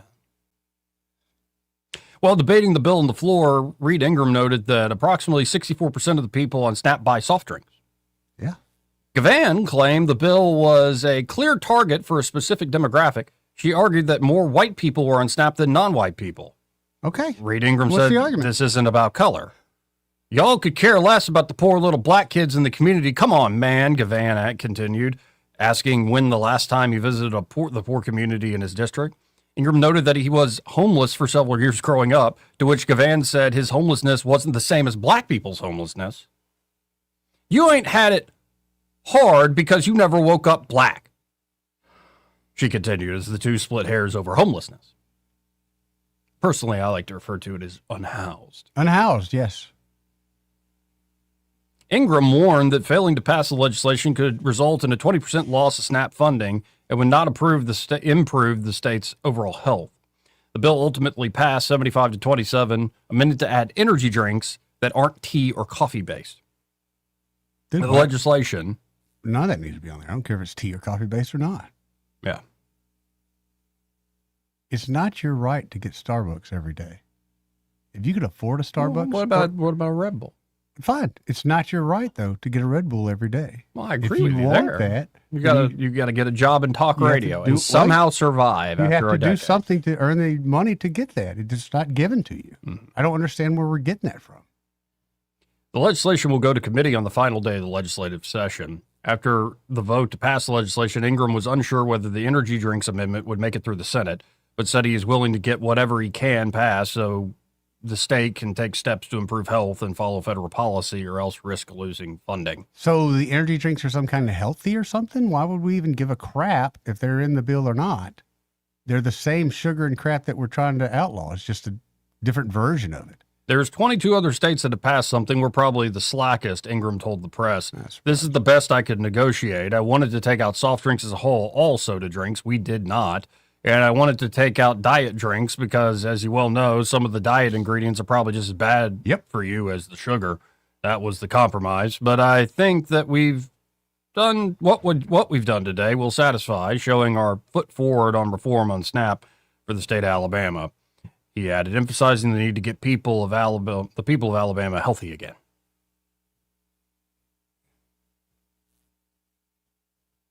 I still don't understand what the Jackson's point was. Because when you're hungry, sometimes candy will keep you from being hungry. Like this chocolate right here? Yeah. I think science proves just the opposite. You know what I've eaten all day? What? 2 of those. You know what I eaten all day? It was about 100 calories. Because I'm eating good tonight. I think I had a patty melt. Patty melt? From where? Up the road there. Chaps. Oh, Chappies. Oh, great spot. I keep forgetting no What's up, pumpernickel. David Branco? What's up, Mike Costanza? Great people. What's up, Terry? Great folks over there. Really good folks over there. I just hate pumpernickel bread, and I forget not to get that on there. You don't like pumpernickel? You like rye? You like sourdough? Yeah, sourdough's okay. Sourdough's pretty I'm good. pretty much just a white bread kind of guy. Give me some toast. No, I'm not surprised. Yeah, I'm simple. You ain't ever woke up black. You ever had to put water in your cereal? Oh. All right, then you ain't ever woke up black either, have you? Yeah, that's fair. I didn't grow up in Chisholm. I went there for vacation. That's where our vacation home was located. I still remember a huge black dude when I'm working Parks and Rec, messing with me, and I didn't bother me too much. And he finally looked at me, like stopped what he was trying to do, messing with me, and goes, "You ain't like that Chisholmite in my control." Well, where'd you grow up? I'm like, well, last lived in County Does. Oh, we're the ladies of the pretty flowers. Yeah. I'm like, Yes. yeah, yes, sir. Goodness gracious. Like, to me, this is common sense. It is common sense, and I get that he feels like he's standing up for his constituents, fine, but maybe expect a little bit more from your constituents. Maybe say, hey, you know what? This is unhealthy. The government's paying for it anyway.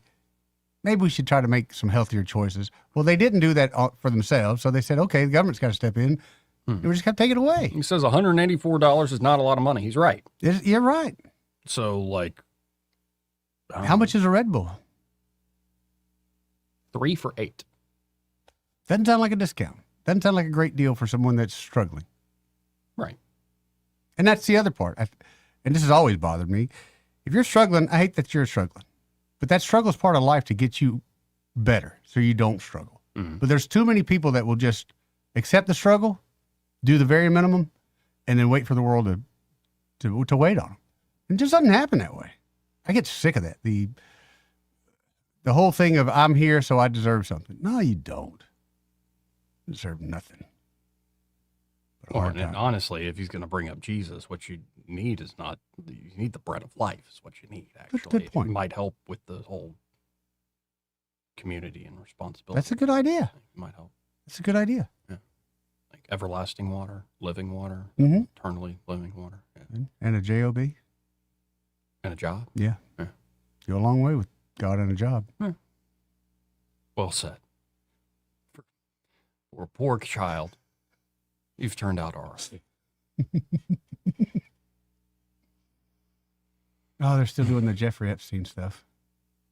Oh, yeah. He's not I was a wondering friend. why Melania was doing a statement. I have never been friends with Jeffrey Epstein. The first time I crossed paths with Epstein was in the year 2000. The year 2000. At an event Donald and I attended together. At the time, I had never met Epstein and had no knowledge of his criminal undertakings.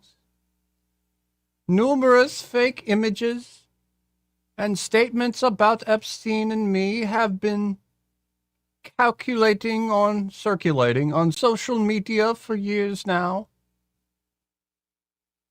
Be cautious about what you believe. These images and stories are completely false. I'm not a witness or a named witness in connection with any of Epstein's crimes. My name has never appeared in court documents. The positions of victims' statements or anybody interviews surrounding the Epstein matter, never been involved in that. I have never had any knowledge of Epstein. Like, why is she doing this today, though? That's what I was wondering if you knew something something about to drop again, or she gets, she's the one that gets tired of getting bullied. Well, will and just she's come out been big say it. on the whole deep fake thing. I was never on Epstein's plane. I never visited his private island. I have never been legally accused or convicted of a crime. Can you imagine being in that spot where you feel like you got to come out and defend yourself against someone who you may or may not have known? It'd suck. Yeah. But let's be honest. As soon as she walks around here, she can go wipe her butt with $1,000 bills. Who cares, My attorneys and I have found this unfound and baseless lies with success and will continue to maintain my sound reputation without hesitation. Oh, so she's suing. That's what this is. Okay, so she's going after him. Yeah. To date, several individuals and companies have been legally obligated to publicly apologize and retract their lies about me. Such as Daily Beast, James Carville, and HarperCollins UK. Now is the time for Congress to act. Epstein was not alone. Several prominent male executives resigned from their powerful positions after this matter became widely politicized. Of course, this doesn't amount to guilt, but we still must work openly and transparently to uncover the truth. I call on Congress to provide the women who have been victimized by Epstein with the public hearings specifically centered around the survivors. Give these victims their opportunity to testify under oath in front of Congress with the power of sworn testimony. Each and every woman should have her day to tell her story in public if she wishes. And then her testimony should be permanently entered into the congressional record. Then and only then will we have the truth. Thank you. And then she walks off in a fierce manner. She used to be a model. Dadgum. I love the fact she's coming about this, but if you remember, and I know you do. Oh, that's interesting. Our Congress has set up, basically money for them to give people they've done wrong, raped. Oh, yeah. So until that has gone away, I mean, I love the fact she's there, but come on. That ain't going to do any good. Get that That's out. actually an interesting angle. You now have the First Lady calling for Congress to do more about this. Maybe they're trying to change the narrative. That would be nice, but I don't see it. Yeah, Even with the addition of women. I don't think people want the truth about this. Yeah, I agree. I think they want their side to win. Sure, and they're no matter happy what. to use it. Now, there are some people that just think it's awful and, let the sky fall on anybody said. And you know what? I agree with you. But I also see how the system works. I don't think that's happening anytime And see, that's soon. the problem, though. Let's say you got rid of everybody, then you're just putting how many more crooks right back up there. It's awful, Joe. Yeah, it is. Anyway, we got to hit another break. First, though, this part of the program brought to you by Alabama Home Mortgage. Have you spoke with Madeline lately? I texted with her the other day. Said I'd miss her. She was supposed to be here on Tuesday, but she had an She's appointment. incredibly busy. Yeah. Yes, she is. Spring buying season. Lots of people thinking about refinancing. Lots of veterans are thinking about moving because they're getting new orders. Mm-hmm. Yeah, this is the lady you need to be on the phone with on a regular basis. Just get in touch with Madeline Cannon there at Alabama Home Mortgage. And, instead of procrastinating or using like the impersonal online it's not calculators and different advice. No. They're not giving you good advice. Right.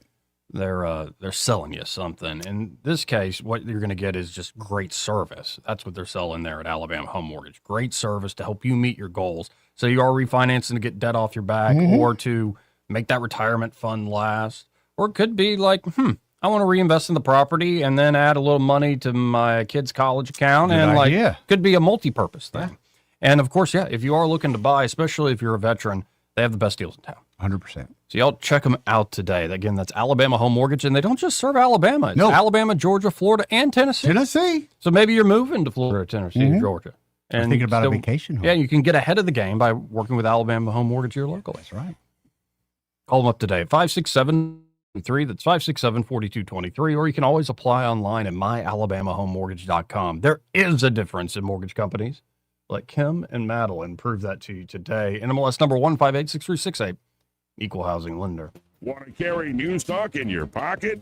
Download the News Talk 93.1 app from the App Store. Available on iPhone and Android. Never miss a moment. Download now. Are you tired of the mainstream media's biased reporting? Do you want to stay informed on the news that really matters to you? Look no further than 1819 News. At 1819 News, we bring you the latest in Alabama news, politics, sports, culture, and more. We've assembled a team of journalists with Alabama values dedicated to the truth and the truth alone. Visit us at 1819news.com today. That's 1819news.com. Subscribe to our newsletter. Honest News, Alabama Values. Y'all hear about all those politicians making money in the stock market? Yeah, that Nancy Pelosi's making a killing. Yeah, she is, and so is Coach. Tommy Tuberville? Yeah, he and Pelosi are making millions. Turns out old Senator Tuberville's trading ag futures while he's on the ag committee. Wow, Tommy Tuberville's making a killing in the stock market. Yep, just like Nancy Pelosi. It's all just a big game to Coach Tuberville. In 2024, Tommy Tuberville made millions trading stocks, just in 1 year. Wonder what else there is. So Tommy Tuberville is making millions in the stock market, all in the industries he regulates. Tommy Tuberville's great at making millions for himself. Now I want to know. Just how much money did Tommy Tuberville and Nancy Pelosi make for themselves in the stock market? Why don't we ask him? Let's call Tommy Tuberville. Ask him how much money he made himself in the stock market. And tell him, for us, it's not a game. This advertisement is paid for by the Alabama Leadership Fund. This is your roving reporter, and today I'm talking with a political activist. That's right, man. And could you please explain to us your red cap with the letters MMRGA? Yeah, man, this is my MARGA hat. MARGA?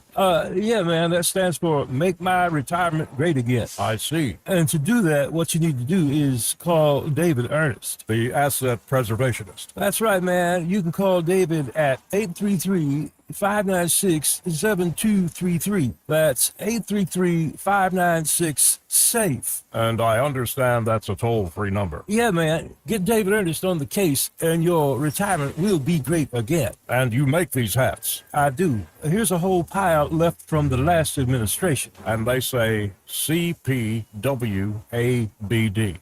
Yeah, man. Corn Pop was a bad dude. And as you said, there's a whole pile here. Well, there wasn't much demand. I can dig it.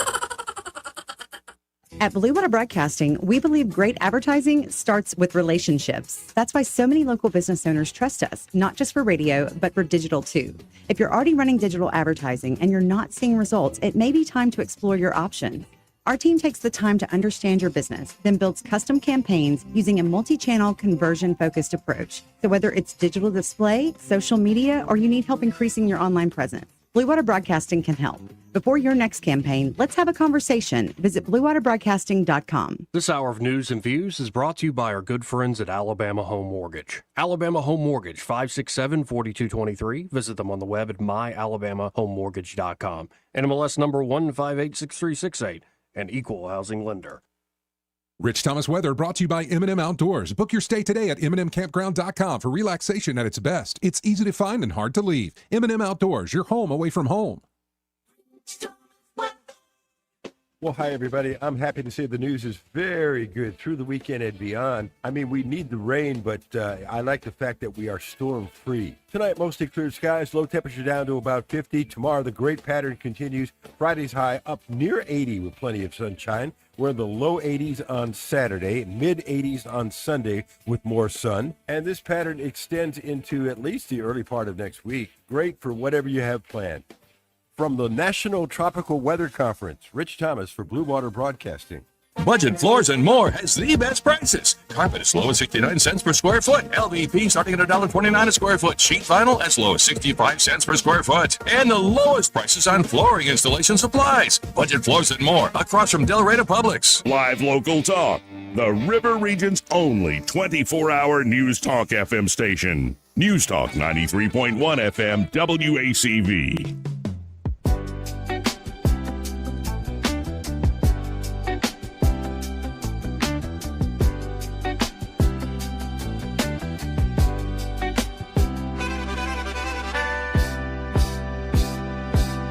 Joey Clark. Welcome back. Now, you sent me a thing. Another local story, if you will. Yeah. That has to do with a gentleman, who might very well be a guest soon. Oh, yeah? Jamel Jermaine Brown. He's running, right. and you got a sample ballot. He's on the He's ballot. on the ballot. Who's he running against? There's several Democrats on there. Let's see. Okay, there's Will Boyd, Jamel J. Brown, Yolanda Rochelle Flowers, Doug Jones. Dougie's on there. Seems like an excellent guy. It's just, I like, can we get something interesting, not more liberal boomer stuff? You remember when he won? Yeah. I've probably told this story before. So he came, we were at a restaurant with my mom, and I said, "Oh, here comes Doug Jones." And Mom was, "I do not want to see that man." I was like, "What, Mama?" I'm sorry. He's Democrat, this, that, and the other. Well, he comes around and shakes her hand, and I told her, I go, "You know what? You just guaranteed his win." And sure enough, he won. She was so dick. Yeah, sort of. I think Doug's a nice enough guy. Yeah, you could pray with him. You could tell old tales with him. He's a very smart guy. But yeah, I'm like, yes. I just don't see any new ideas, no fresh blood coming out there. And then Chad Chig Martin. Some reason I feel uncomfortable saying that name. Chad Chig Martin. Okay, I gotta look that up. I think he's like country boy. Oh, well, hey, all right. And then Nate Mathis, running for governor there and then Philip Insler. I forgot about Phil. Yeah, Phil's. Thought he was moving to New York City. I guess he's running for lieutenant governor. He got a chance to run again. So. And then Daryl Perryman is running against Phil Insler in the Democratic primary there. Okay. And for U.S. Senate, Dakari Lariat, Kyle Sweetser, Everett West, Paul S. Wheeler II. Why isn't it Paul S. Wheeler Jr.? Because he's the second. I think that means there's already been a junior. So the second is actually the third in the line? I think so. I could be way wrong, but I think so. I don't do with all those high classy names. That doesn't make any sense. Like if you're the second, you're a junior. And then if you're the third with that name, Mark S. Wheeler. You're the first, you're going to name your son after you, so he'd be the junior. And then it would be Mark S. Wheeler the second. Yeah. I don't know. Yeah. Did you ever think about naming your son completely after you? Joey, I wanted to go with LL Cool J. Never forget that. What's that stand for, actually? Ladies love Cool James. Actually, wouldn't have been a bad name. I agree 1,000%. Mm-hmm. Ladies, I'm talking to you, sir. Here. And but Jamel Brown's running for governor. I hope to have him. I'm going to call him up again tonight. And I'm seeing this Facebook post you put out, or that he put out that you sent to me. And he says, "Yes, when I become governor of Alabama, I will host the first biggest cookout at the mansion." Are you going to go? Actually, that sounds pretty awesome. I would go. Yes, I will host barbecues, game nights, GNO. What's GNO? I don't know. Oh. Gin and juice or something? GNO. No, gin and juice. No. GNO. I don't know. We're showing our gin and juice. Laid back. Mind on my money and money on my mind. Pool parties. We got a pool over there? You could always install an above ground one. Do we have a pool at the governor's mansion? I don't know. I've never been. We went in junior high school, I think, as a tour, but I don't remember a pool. Christmas parties. Now they do Christmas they do parties. pretty good Christmas parties. parties. They're kind of uptight. Yeah. You get disinvited every once in a while. Thanksgiving parties. Halloween parties. Ooh, that's going to be lit. What was that? That's going to be lit. That's going to be lit. All right. Bet. No cap. Dead ass. Yeah. R&B Thursday nights. I think we can bring our blankets. Wasted Wednesdays. Wasted Wednesday. Country music nights. And with your boots on, get the cowboy boots out. Wasted Wednesdays. Work Tuesdays. Yeah, that's going to be the one I'm at. And more. We're going to make Alabama fun, too, seriously. I want you to bring out the City Girls and Glorilla. Pull up for the performance. I'm just reading this post. Is he going to have the honeybees there? What is your thing with the honeybees over there at ASU? Have you not noticed the honeybees? They are a Not lovely. really, honestly. What is wrong Other with than you? what you've brought up. And you still haven't caught on yet? I kind of get it, but I mean, they like, got some great rhythm. They could probably teach us how to dance. no, I don't think that's in the cards for me. Oh. Maybe for you. I got a thing. GNO is Girls' Night Out. Girls' night out. Thank you, Mark.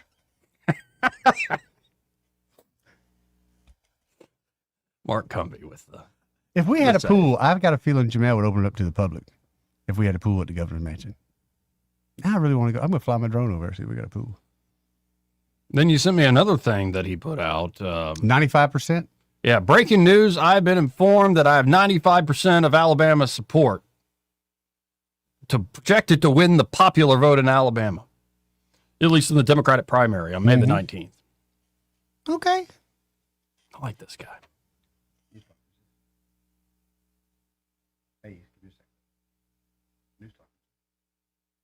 I'm just letting Eddie answer on the phone be our segment here. But I really do want to know if it's Twerk Tuesdays, like how much twerk can we do it? Or do you, if you show Well, I'm an people older have to guy, twerk? so I'm thinking my twerking is going to be limited just a couple minutes, Yeah. if even that. Yeah, I don't think you should do it at all. I don't know. You saw that video of me trying to twerk, and that didn't work out very well. Although we did sell that land. Yeah, Yeah. so maybe it did something. Yeah. R&B Thursdays, I'd be down with that. I'd be down with that. I feel like I'd take a blanket, go sit on the grass, kind of just chill Wasted Wednesdays, a lot of folks, that'll bring people together. out. They're going to have to cut the free drinks off in the third inning, or there's going to be some fights. Anyway, let's go to East of the Rockies. Hey, East, how are you? Hey, I'm doing well. It sounds to me like Jamal's got Alice Cooper as a campaign manager. I want to be elected, right? Yeah, oh, yeah. Is that a little before your time there, Joe? I don't know. Yeah, I that's think you might be aware. slightly. Yeah, Doug Jones would have got it. I'll put it that way. Joe, I got it. I'm I sorry. mean, I'm sorry. yeah, Alice said something about a wild party, you know, and I just thought, wow, this cat, you know, I mean, his dance card's going to be full with all that activity. Jamel Jermaine Brown is the name on the ballot. You know, and folks, maybe you're bored voting for Republicans. Go vote in, because we're having this fight over closed primaries. Yeah. It's not going to get done by the 19th. Ooh, yes. So if you're bored voting in Republican primaries, you could cross over and vote for Jamel Jermaine Brown for governor for Democrats. Not the worst idea. It just makes me wonder if maybe he has like a Rat Pack group of friends that would all be standing around in tuxedos. Oh, yeah. With untied bow ties and, you know, nursing drinks. I mean, this cat sounds like he is all business. Follow his Facebook page. You'll get to know him real well. And he claims to be a pastor? Yes, Reverend or pastor. Okay. Yeah. I know there are a lot of paths, but it's a pretty narrow gate at a certain point. I think you're right there, buddy. Well, I mean, he's certainly got a lot of boxes checked, it sounds like. So, Oh, definitely. we'll depend on you guys to let us know what he's up to. Oh, yeah, sure. He might be joining the show I hope so. next week, Wednesday, after. yeah. All right. Hey, thanks a lot. We'll talk to you soon. See you, East. Be careful, bud. This part of the program brought to you by Montgomery Men's Health. You know, if you're just feeling awful. Yeah. Like you're a man and you don't feel like a man. Like, and you're a little frustrated with how you've lost your confidence across the board, throughout Kinda life. downtrodden. Yes. Yeah. Downtrodden is the word for it. Yeah. So if you're dealing with these sorts of issues, gentlemen, you need to get by Montgomery Men's Health, powered by Men's Pro. I've been telling folks about Montgomery Men's Health for years now. Yeah. In fact, I'm a client, and it works beautifully. That's right. Whatever problems you might have. And what I like about them, they've been doing this for years themselves, and it's not like these fly-by-night places that pop up and go out of business, or like the online things where you do a chat bot and they're throwing just a bunch of pills That's at you. all they're doing. Without really talking to you, getting to know you. Yep. No, instead, you work personally with urologists and the providers there at Montgomery Men's Health. They run labs and build a plan around you. No, like one size fits all. It's going to be a tailored, bespoke plan for you. And of course, a lot of guys, after they go through these treatments, feel brand new, Yes. decades younger. And it's, of course, low testosterone treatment, ED treatment. Yep. But other sort of weight loss strategies, as well as the peptide game. You want to get on it, like That's NAD right. Plus or Samoralin. And the results speak for themselves. Over Yes, they do. 92% of men respond to treatment. And most guys, after they get the treatment, start feeling better, say they wish they had come in to Montgomery Men's Health sooner. So get by there right now, make an appointment. Your lab panel and consultation are just $99. Call them up at 334-440-3663 to make that appointment. That's 440-3663. Or you can always go to MontgomeryMen'sHealth.com. Montgomery Men's Health, for every man in every season of life. He may not know whether he's coming or going, but whether you're going to work or coming home, Greg Budell is there. Mornings, 6 till 9, and afternoons, 3 till 6. Only on News Talk 93.1 FM, WACV. Lunch should be comforting and done right. At Epicure and Jack's Tavern, their meat and three is scratch made to order, not scooped from a steam table. Real cooking, real portions. And for guests 60 and over, it's just $10.99. It's familiar food, elevated, served with care. Lunch at Epicure and Jack's Tavern. Classic Southern comfort, a step above the rest. This hour of news and views is brought to you by our good friends at Alabama Home Mortgage. Alabama Home Mortgage, 567-4223. Visit them on the web at myalabamahomemortgage.com. NMLS number 1586368, an equal housing lender. On FM, on your smartphone, and online, the River Region's most trusted voice, News Talk 93.1 FM, WACV.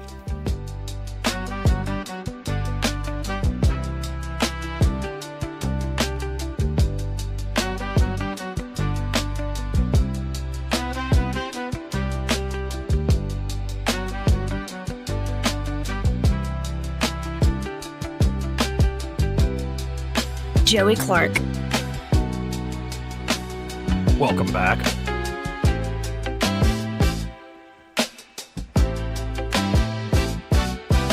Let's go to the phones. Well, thanks, man. Let's go to Sam. Hey, Sam, how you doing? But hey, I'm doing great. Thank you for taking my call, Joey. Mr. Eddie. How you doing, bro? I'm doing great. I'm up here out in the sunshine. Just had lunch on a strip here in Troy. I'm looking at a wreck. Somebody had some bad luck. Yeah. The intersection block. By the Yeah. way, Jay sent me a text a while ago that said 65 is just done. Yeah. 65 north? Yeah. Yeah. Well, this is the main drag right through Troy. Oh, yeah. It's wall to wall. I've literally fired the. They just pulled some people out. Cars on his side. Oh boy. Yeah, bad luck. But the fire rescue got there quick. And oh, okay. The guys, I was just having a little last minute fun, but I was going to. I'm a junior. Okay. Sam such and such junior, and I can remember being in elementary school the first time I met a third. But the whole second and third, that's just personal preference. So if you're a junior, can you also be? You could have been Sam's blah blah blah the second. Oh yeah, and it looks weird when you write it down. Okay. Right. So yeah. Junior's good. Junior's solid. Junior is proper, Southern gentleman all the way. Especially down south. Apparently, there's a guy running for the Republic. I'm looking at my sample ballot here. A guy named Dale Shelton Diaz, spelled D-E-A-S, Junior. Junior. And I didn't even know that guy's running for U.S. Senate for a Republican. Well, see, he's trying to assimilate. He's getting that Southern thing. Throwing that junior in there. God bless him. Marketing, good baby. luck in his career. Yeah. All right, listen, one last thing. When we were training in Europe back in the 80s, the big thing was every year they had a reforger. It's when all the we get a lot of anyway, but everything Uncle Sam, everybody that was working for Uncle Sam would team up and just train like crazy, and just like the armored. Anyways, the engineers, we had everybody had an assessment agent, is what it was. Yep. Assessment agent would follow you around, had a clipboard. And yeah, man, and the way it worked, if we killed a chicken, the farmer would be repaid for the chicken and any potential future profit of the chicken. Oh wow! So it was man, tank in the house. It's inconvenient, but man, when that check comes, it'll be nice. But that's the way that worked. And like I said, the Europeans Man, it's been great. It has been great. One thing about America was we're such a rich country, and we have pumped money all over the world. And I think that's the stress we're seeing now is that everybody's getting a check. Nobody wants to be cut off. And now I'm just extremely conscious. Just cut them off. I'm tired of it. Tired of the world being on the U.S. government. But, well, and I'm looking at the sample ballot again, and we have a third on here, gentlemen. A third? Yeah, for District Court Judge, Elmore County, Place 2, Dwight Trey M. Richardson III. Trey is spelled Tray, and I'm sure some of Trey's friends are looking at this ballot going, wait, Trey's name's Dwight? I've seen his signs in Elmore County. I'm actually familiar with that person. Yeah, but how do you get, like, Trey's a good, strong, like, you know, colloquial name. Dwight is a very strong name. I don't know, but you go by Trey your whole life, and then people find out your real name's Dwight? Well, there's going to be some. I guarantee his buddies knew growing up. Somebody slipped it out. Dwight the Third. Yeah. Hey, Dwight. Dwight the Third. Oh, another thing, guys, I'm one of them. You know, these sleeves of colas. You know, I buy my diet drinks with the Snap, and you have to, man. This stuff's expensive. But do you think it's kind of expensive because they know a lot of people are buying it with free money? They know, and people. There's no telling how many retirements. People have invested in Coca-Cola stock. And, if this goes through, I remember Ohio did this for a while, and I ought to take some time and see how that turned out. Can't say it would be bad. Pardon? I can't say it would turn out bad. I don't. Oh no, man! Listen, the truth is, we just want the money. Okay. Yep. Just put the money on the card. But trying to legislate morality. It is sad. You will see. You don't have to. Anyway, you'll see it. A cart loaded down some mom and her kids, and it's just drinks and absolute crap. And hey, that's their decision. Ain't that America? Yeah. All right, Sammy. Well, it was good hollering at you, brother. Listen. Oh, man, that intersection is still blocked. All right, listen, thank y'all. Thank y'all Later, so much. man. See you, bro, Hims. Yeah, we got a couple statewide Republican? amendments. This is the Republican. Yeah, I blue wanted ones to are go over those Republican. statewide amendments with you. Yeah, I mean, we can. Just kind of curious about those. The first state, well, we got to hit a break. Okay, break it. Come back fresh. I know y'all are waiting with bated breath for us to read the statewide amendment, so y'all hold your horses. That's called a T. Broadcasting from the Riverside Chevrolet Master Control Center, this is WACV Cusana, News Talk 93.1 FM. When it's Chevy, it's Riverside. With SRN News, I'm Bob Agnew in Washington.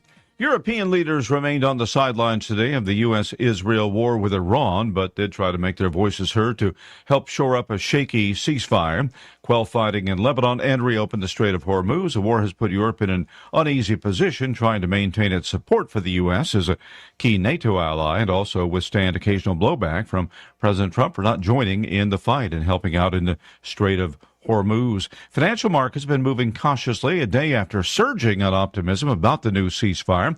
And despite some questions about that truce, things are still booming today on Wall Street. Not quite as much as yesterday, but the Dow at this hour up by 301 points. The Nasdaq is up 107.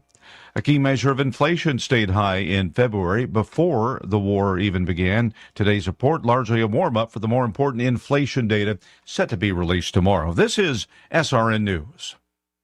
We all hear the radio ads about the IRS. They tell you to be afraid, to be scared, and they try to frighten you into calling. I'm not here to do that. Tax Relief Advocates is different. TRA is here to tell you that if you owe money to the IRS, whether it's $5,000, $50,000, or $500,000, we have a solution. It doesn't matter if you're sitting in your car, at work, or with your kids. No matter where you are, call now. 800-583-0141. Don't lose hope. TRA can eliminate or reduce what you owe to the IRS. Generous programs are now available that can give you a fresh start. Our passion is taxes and helping individuals fix their IRS problems. We have over 1,000 5-star reviews on Google and an A+ with the Better Business Bureau. You don't need to be afraid of the IRS any longer. End your tax nightmare today by visiting us online at TRA.com or call 800-583-0141. That's 800-583-0141. Tax Relief Advocates. Real solutions for real people. Rich Thomas Weather is brought to you by Wiley Sanders Truck Lines. Wiley Sanders Truck Lines is offering right now a $2,500 bonus just to sign up and drive for a God-friendly family for truckers. Call Wiley Sanders. You'll get a $2,500 sign-on bonus right now.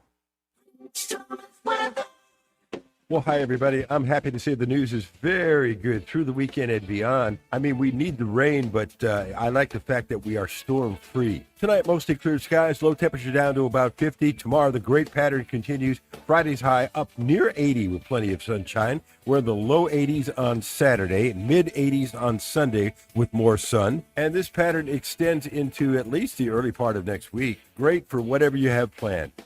From the National Tropical Weather Conference, Rich Thomas for Blue Water Broadcasting. CB&S Bank, serving families and communities since 1906. Proud to be named 16th best performing bank nationally in their asset category by American Banker. Learn more at cbsbank.com. CB&S Bank, member FDIC, equal housing lender. 1819 News. The Alabama House has passed a bill that would ban certain items from being covered by benefits within the Supplemental Nutrition Assistance Program. The items that would not be paid for by SNAP would include junk food, candy, soda, and energy drinks. SB 57 was offered by State Senator Arthur Orr. It requires the Alabama Department of Human Resources to apply for a waiver from the U.S. Department of Agriculture, which funds the SNAP program. Democrats in the Alabama House are opposed to the bill, calling it terrible and calling Republicans hypocrites for wanting to take away candy from hungry people who are on the program. This bill has already passed the state Senate, so it now heads to the governor's desk for signature. 22 other states have already passed similar legislation. I'll be back with more Alabama stories after this. Did you know that 70% of people experience a potentially traumatic event in their lifetime, and that 6 out of every 100 adults face PTSD every day? Help us bring hope to these survivors by signing up for your Alabama Distinctive PTSD Awareness License Plate today. The great thing is you can sign up no matter when your current plate renews, and the first year is complimentary. All you need is your VIN number on hand. Drive awareness, drive hope, and customize your plate today at atease.org. Governor Ivey has signed a bill into law that is designed to increase safety at camps throughout the state. The Sarah Marsh Heaven 27 Camp Safety Act requires staff to develop an evacuation and safety plan for a variety of natural disasters. The bill is offered in honor of 8-year-old Sarah Marsh of Mountain Brook, who died last year in flash flooding in Texas when she was at summer camp. The Alabama Court of Criminal Appeals has upheld a lower court's decision to not overturn a death sentence for Roderick Byrd in the triple homicide conviction he received in 2007. Byrd has been legally seeking relief from his capital murder conviction and death sentence since 2012. The death sentence against Byrd is from the 2005 fatal shooting of 3 people at a Birmingham hotel. I'm Andrea Tice. For more news affecting Alabamians, go to 1819news.com. And while you're there, subscribe to the daily newsletter. This hour of News and Views is brought to you by our good friends at Cole Plumbing, 279-8919. Cole Plumbing is number 1 in the number 2 business. You don't have to dig a hole. They have proprietary pipelining technology. Ask them about their tankless water heaters. Remember, when you have trouble with your bowl, call on Cole. A new year brings new opportunities, and right now the market is starting to shift. Interest rates are beginning to come down, which means more buying power and more options for buyers who've been waiting. If you're thinking about buying a home, this could be the moment to take that next step. And whether you're buying, selling, or investing, having experience on your side matters more than ever. At Hannah and Eddie Realty Group, we're also growing our team. If you're an experienced agent ready to make a difference in this market and want to be part of a team that values knowledge, support, and results, call Hannah and Eddie Realty Group, where opportunity meets experience. Hi, I'm Carl Schmidt, naturopath and owner of the Herb Shop Wellness Center at 8161 Vaughan Road. You know, with over 30 years experience in natural wellness, I've seen countless health fads come and go. A few years ago, we added a patented technology that actually activates your stem cells. It reverses the aging process at the cellular level. However, you do need proper hydration and targeted nutrition. At the Herb Shop, our advanced scanning and testing technology allows us to accurately assess your nutritional needs and get a customized plan for you. Come in today and see what the Herb Shop can do for you. The views and opinions of the following program are solely those of the host and other contributors. These do not necessarily represent those of Liberty Acquisitions 825, Blue Water Broadcasting, its management, staff, or any advertisers.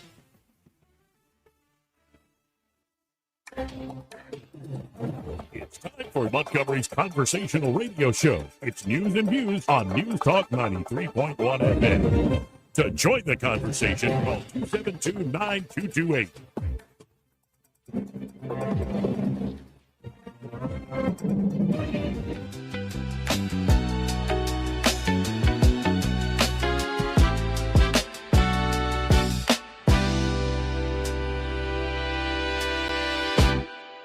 Joey Clark. Welcome back. One more hour to go in the show.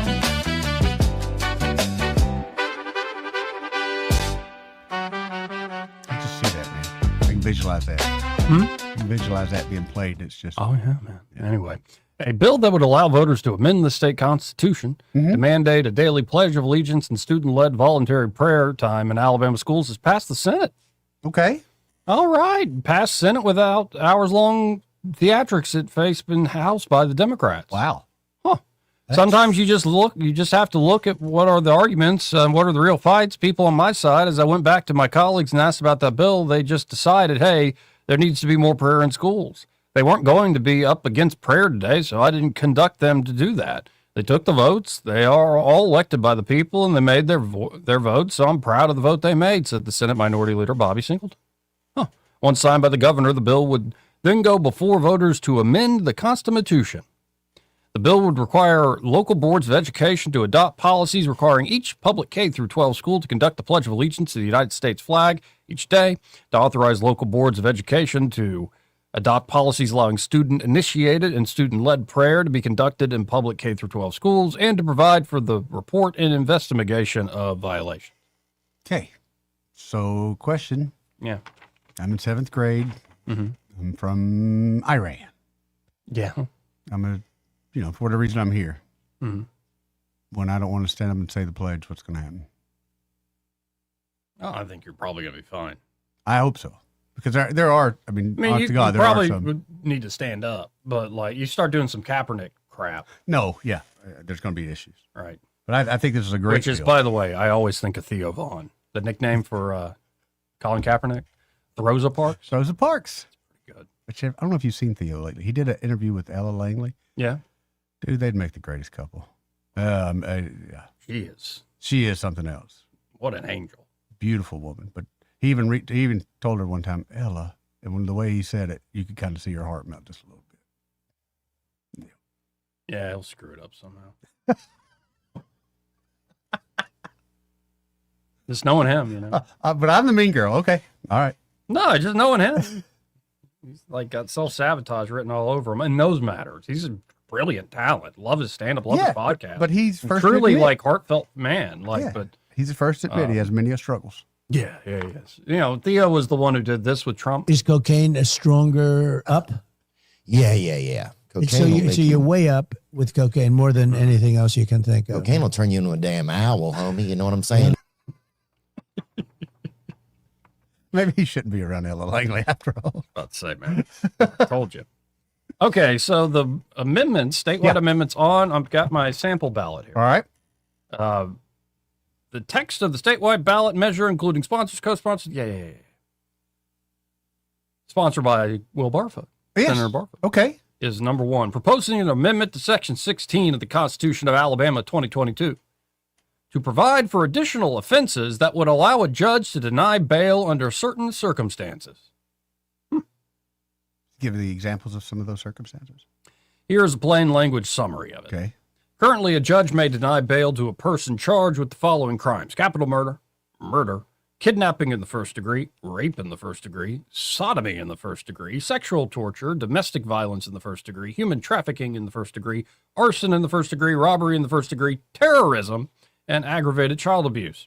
If approved, this amendment would allow a judge to also deny bail to a person charged with solicitation, attempt, or conspiracy to commit murder. The amendment would also allow a judge to deny bail to a person charged with shooting or discharging a firearm, explosive, or other weapon into an occupied dwelling, building, railroad locomotive or car, aircraft, automobile, truck, or watercraft. If the majority of voters vote yes on Amendment 1, the Alabama Constitution will be changed. If they vote no, it will not be changed. There are no costs or taxes associated with the amendment. Constitutional authority for passage of Amendment 1 is set forth in accordance with Section 284 and 285 of the Constitution of Alabama 2022 and blah, blah, blah, blah. I like it on the surface. Yeah, I'm going to vote yes. Why did we suddenly need to do this? What no, I'm going to vote yes on this because, well, you know, the little police we do have here in Montgomery, like they go arrest somebody and say they arrest them after they figure out that's the guy who shot into a building or shot into a car. And right now, unless they're charged with those other ones I just listed, they can let them out, right? Yeah, they just get on out. They seem to be the regular kind of. Instead, this would empower. Now, then you got to hope the judges actually use the new empowerment, the new tool they're being given by this amendment. About that. Yeah, it's up to their. Yeah, I think the judges need as many tools in their toolbox to make sure really bad folks that aren't behaving right and continue not to behave right. No, you're staying put. Well, you brought up a good point though. When it's already, you can deny bail for murder, murder one, all the. When's the last time you heard somebody denied bail for any of those, Joey? That's a good question. You want to do number 2? You gotta do. Amendment number 2. This will be on again. I'm looking at a sample ballot for the primary elections of May 19th. May 19th, okay. Proposing an amendment to Section 160 of the Constitution of Alabama 2022 to provide that compensation received by a district attorney may not be diminished during his or her term of office. Here's the plain language of it. The term of office for a district attorney is 6 years. Okay. If approved, this amendment would ensure that a district attorney's salary cannot be reduced during the term of office that he or she was appointed or elected to fill. If the majority of voters votes yes on Amendment 2, it'll be changed. If no, it won't be changed. It being the Constitution, no cost or tax associated with it. It would be cost, though, wouldn't it? I mean, if we decide no, not necessarily, because you're already budgeted. Yeah, but if the last year you were in office, we was going to bust your pay down to a couple thousand a year. Yeah. Well, why are you busting their pay? Are you strong arming the DA because you don't like that he's going after your buddies over at City Hall? No, it's my buddies at the dog track. My buddies at the Waterworks Board. I'm just throwing things out there. I'm not accusing anybody in it. It just seems common sense again with that there. Once you hire the DA as a DA, you're going after that white water park. Right. I don't. How's that doing? Well, you know, I see a lot of promotions for it. I'm going to go down. I think a lot of people enjoy it. I'm sure they have. I'm going to go down this summer at least one time.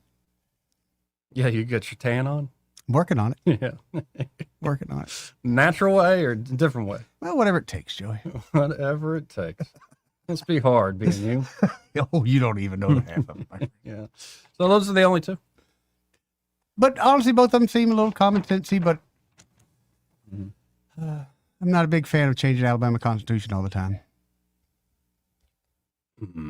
Mainly because I don't trust our politicians. Because last time I checked, we were allowed to have legal marijuana here for medical. And by the way, Ken McFeeters is running against Tuberville in the Republican primary, and then another guy named "quote unquote" Alabama Will Santavashi.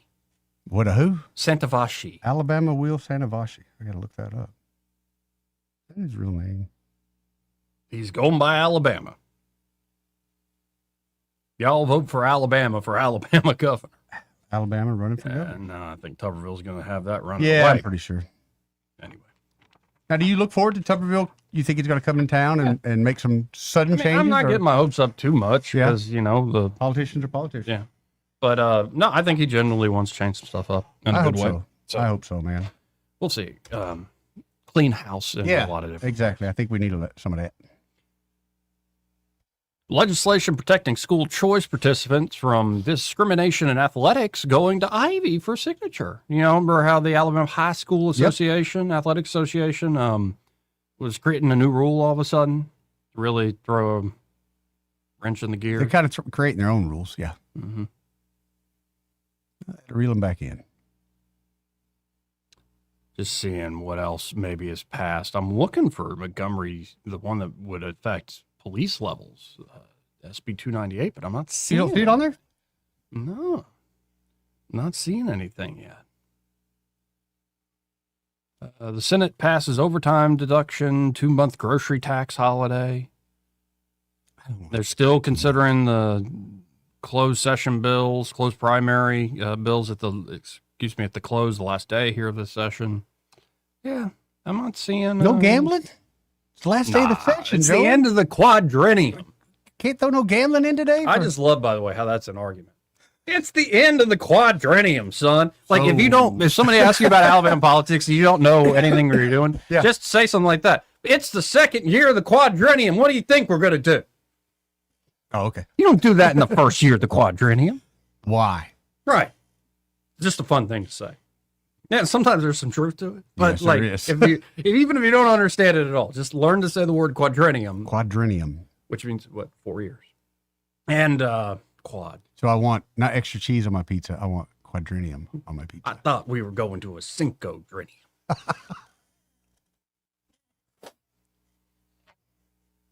272-9228. It's 334-272-9228. They let James Carville back out of his cage again. Why? James Carville predicts Trump won't be president by next year, and he threatens Democratic retribution. Yeah, man. You want to learn why people are eating mini clay pots on TikTok? Mini clay pots? Mini clay pots. I have no idea. Like little vessels that you can, Why?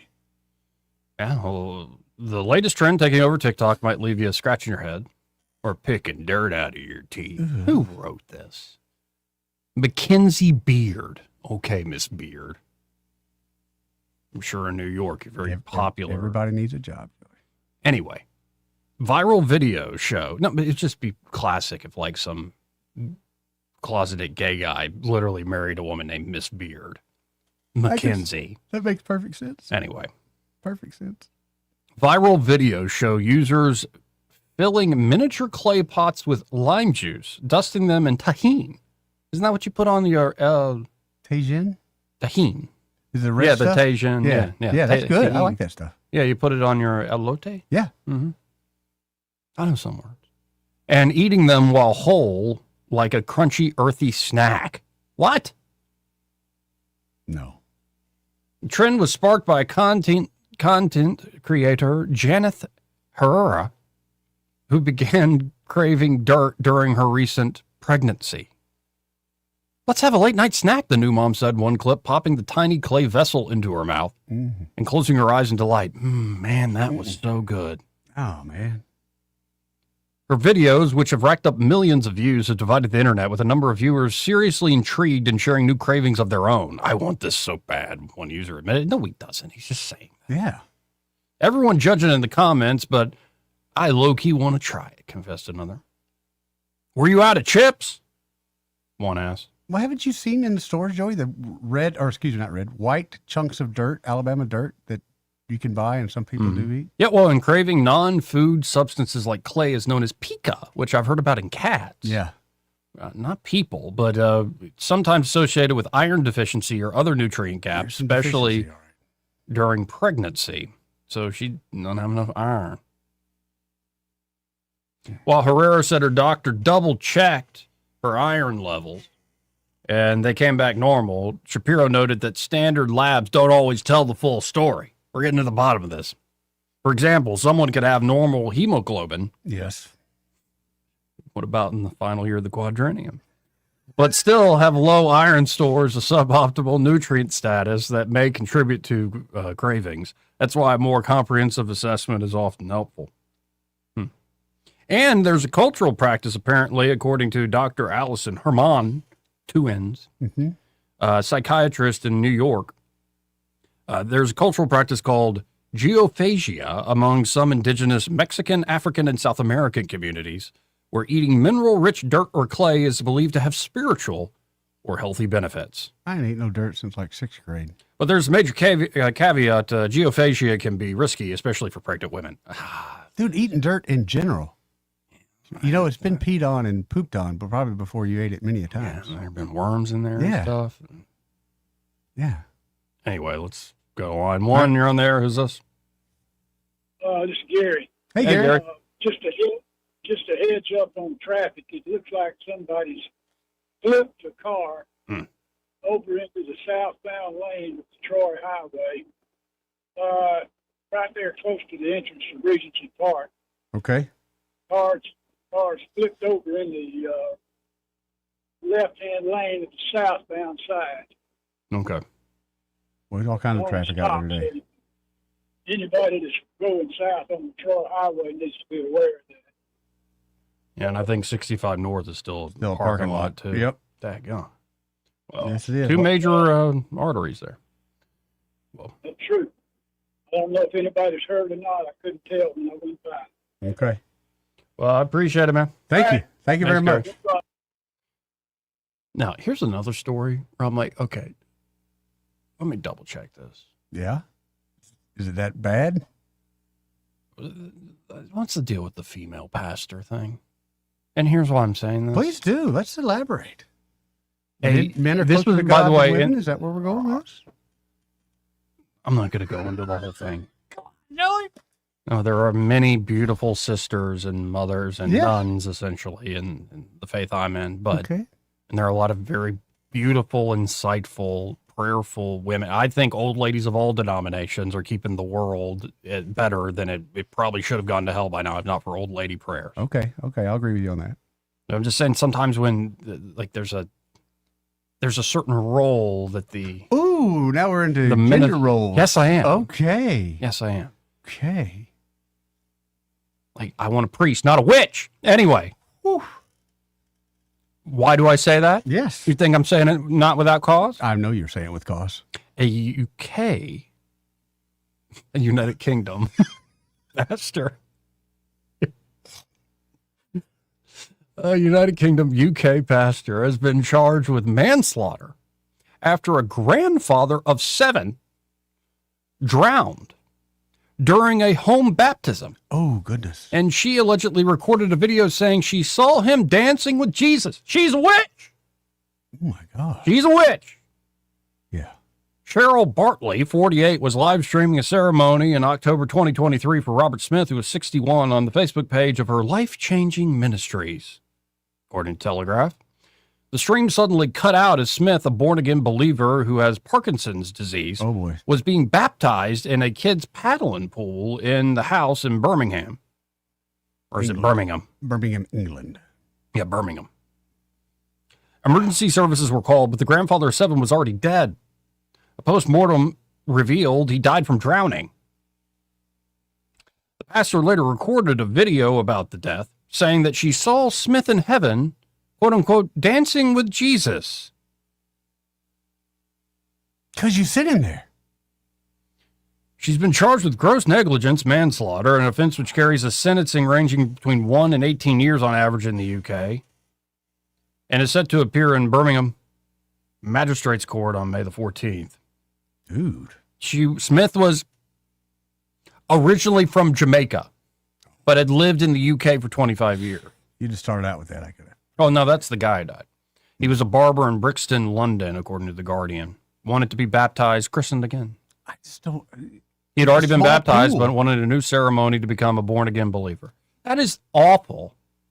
Well, you've seen, I know we've all seen videos of people getting baptized, and you could tell they're afraid of water or caught up in that moment. But I thought you have a more delicate way of doing Also, it. you don't have to do the full dunk. I mean, there's Oh, something Southern charming Baptist, about it. You do the full You dunk. don't have to do the full dunk. You tell me they put my head underwater for nothing.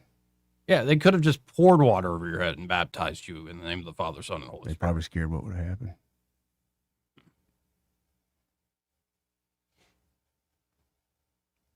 What about the Catholic way?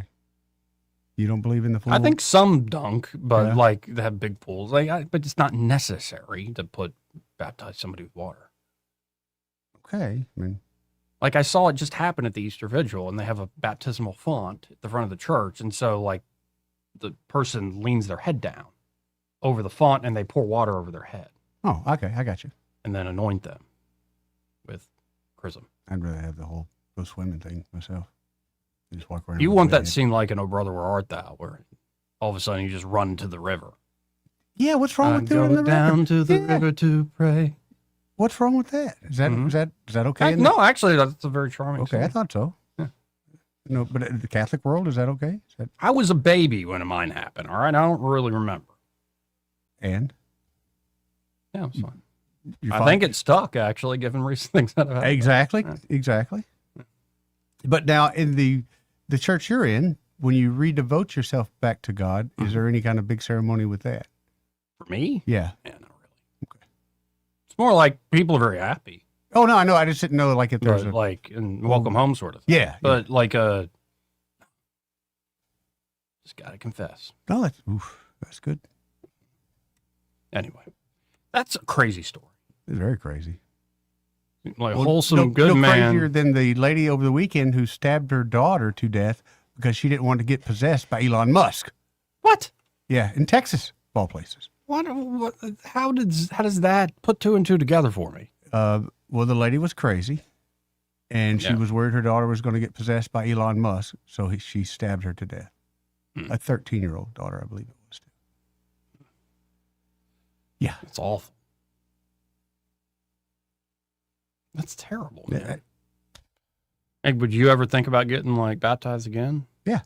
You sure at the last year of this quadrennium that you're going to do something? No, I thought about it, but here's my issue, and probably expose them too much, but so what? Here's my issue. I don't like a hypocrite. Oh yeah. I can't openly live with myself and be the way that I am, and then pretend to be a Christian at the same time. I'll put it this way, man. I have my own and struggles. I know we're okay. No, and actually, that there's a lot of honesty, and that is the seeds of not blooming some integrity right there. Like you're like, I live a certain way, and I don't want to pretend like I don't live that way. And I see too many people do it. I can't do that. I get what you mean, but I often, because you look at history, especially the Catholic Church. And you're like, there's a lot of evil, hypocritical stuff that went on at some of the highest levels. And I'm like, yeah, that makes me believe more. This has lasted this long, and despite how awful people can be. Yeah, but I can't. And keep in mind, folks, when you think whatever denomination, the pastor, the minister, or the priest, or whatever is a hypocrite, like keep in mind that's like the dark force's favorite target. Agreed. But I also feel like I can have have had a strong relationship with God without having to, express it with others. I know that's what you're supposed to do, but I'm a very personal person when it comes to God. I'll work on it. You get you into the fullness of the truth. Well, I've got some questions for you. Why some things God did to me? Maybe I'm still working through that. Actually, trials are often a way of... Quit bringing it back to it can be fixed, Joey. I just want to be miserable. Let me be miserable. No, you don't have to be miserable. That you can have a truly changed heart. I had a changed life. Yeah, Dude, you don't know how much my life has changed. Consider your current sufferings all joy. And that, bad things that happen to you, in fact, are a crucible that makes you better. Yeah, but at what point do they quit happening? How much better can I be? No, they might happen till then. Right. Yeah. But again, it's like, after a while, a bridge gets tired of being run over all the time, Joey. Anyway, just don't go to some lady pastor in the UK that is going to drown you while you're getting baptized a second time. Oh, I was going to go to this later pastor I know in Chisholm that's very powerful. Okay. Did she want you to bring a chicken over? Well, she was going to talk about speaking in tongues, and that kind of threw me Yeah, off no. It got a Ouija board? It's a witch. I got to keep remembering that. If they got a Ouija board, that's definitely a sign of a witch. Yeah. Slaughtering chickens and stuff. Mm-hmm. A lot of women have chickens nowadays, too, now that you mention that. Or like sitting there genuflecting in front of their cat. Happens a lot. The cats love it. Poor, the cat's like, please. They're like, finally, the respect I deserve. Yeah. Anyway. Let's see if this is on line one. You're on there. Who's this? All right. Oh, that's just rude. I love that when they lay on hold that long to hang up. This part of the program brought to you by Bo Goodson of the Goodson Group, and they're at the Goodson Group. Bo and his team are ready to help you if you're looking to buy or sell property here in the River Region real estate market. Bo's been helping folks in Montgomery and surrounding areas for about half a century now.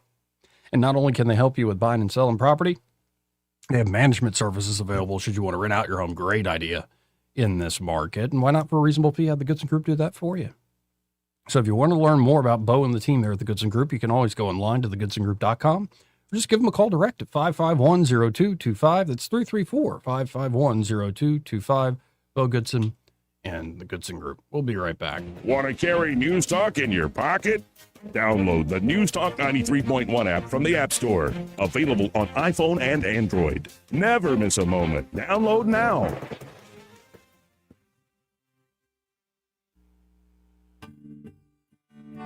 What's your biggest investment? More than likely, it's your home. So treat it that way when you hire a painting contractor. With PBS Painting, there are no gimmicks, no $99 specials. Just quality painting and someone who treats your home with the same respect that you do. At PBS Painting, we have been painting for years and look forward to many more years to come. With PBS Painting, the job gets prepped properly, whether it's cleaning, scraping, or priming. We always use quality products, which is a must for a quality paint job.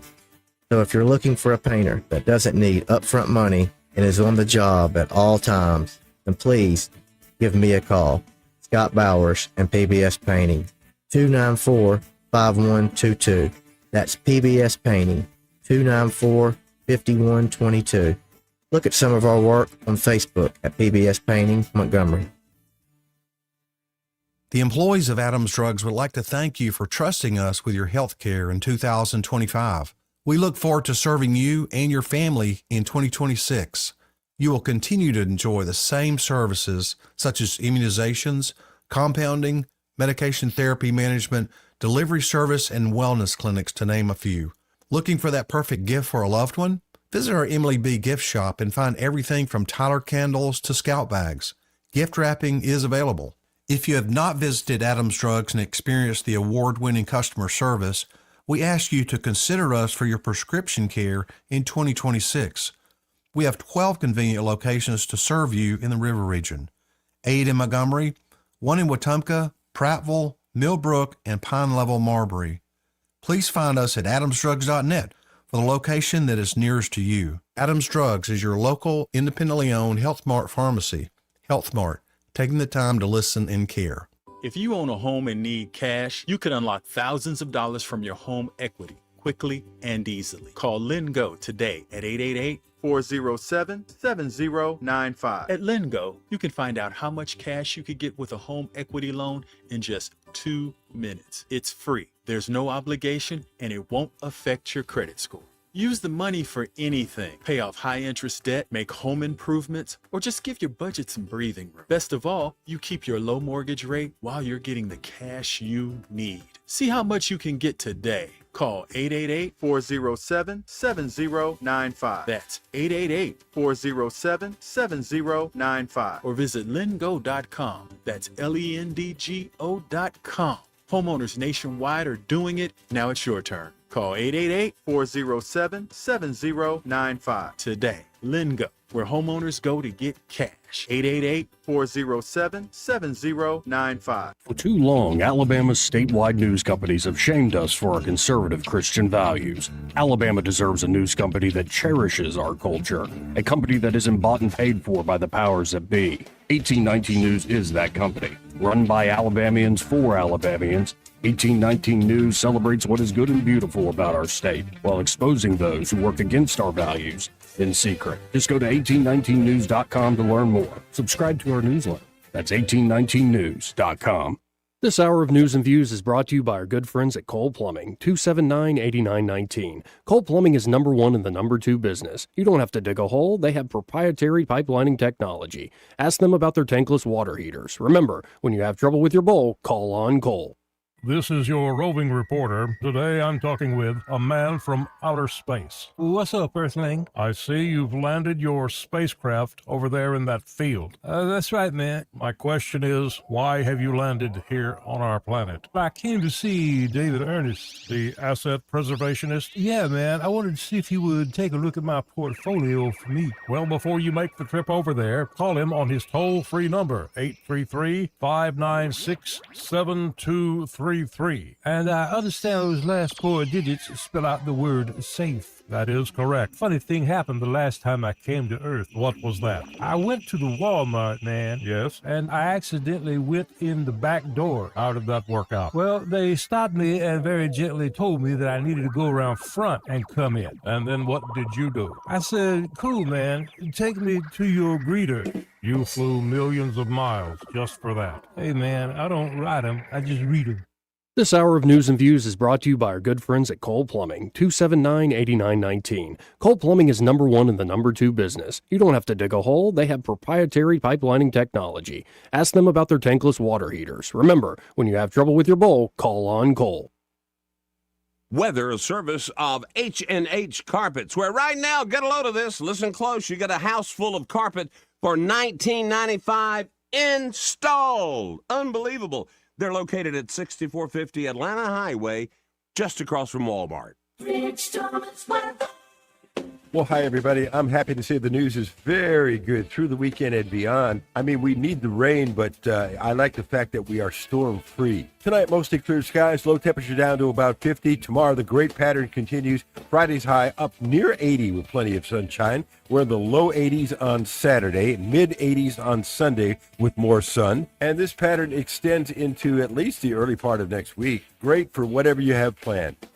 From the National Tropical Weather Conference, Rich Thomas for Blue Water Broadcasting. Feeling the pressure of high credit card rates? ASC Credit Union has you covered with a low 1.99% APR on balance transfers. Move your balances in March or April and lock in that 1.99% rate through your October statement. Visit ASC Credit Union today. Federally insured by NCUA. Terms and conditions apply. When news happens, you'll hear about it first. The River Region's most trusted voice. News Talk 93.1 FM WACV.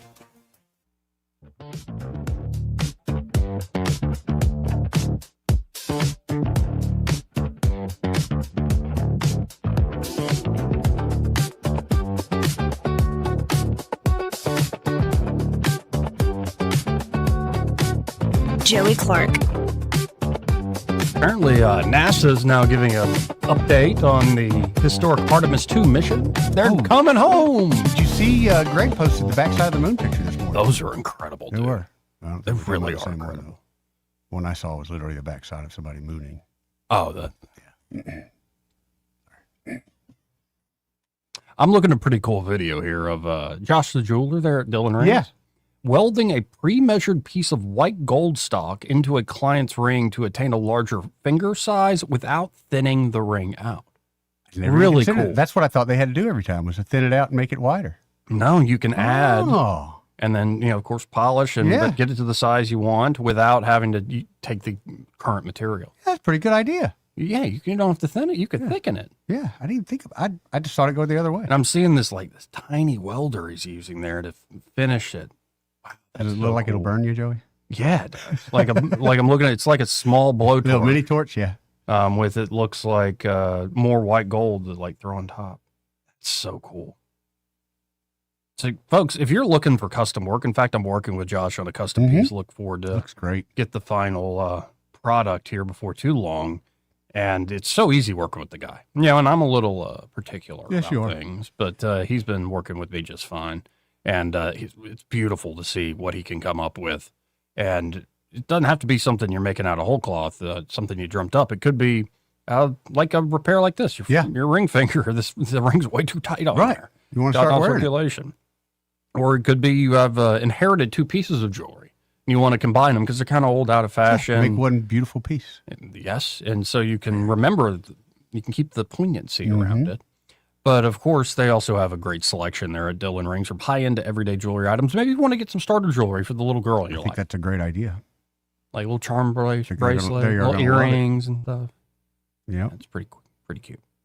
And, of course, they can do things like spa treatments, appraise old jewelry you haven't had looked at in a long time. They can do it all. Any of your jewelry needs, just get by 119 Brown Springs Road here in Montgomery, just off of Atlanta Highway. And be sure to tell Josh and Leslie Ryder there at Dillon Rings that Joey and Eddie, those fellas on the radio, sent you. So splashdown for Artemis 2 is tomorrow at 7:07 our time. PM or AM? PM. Okay. Tomorrow night.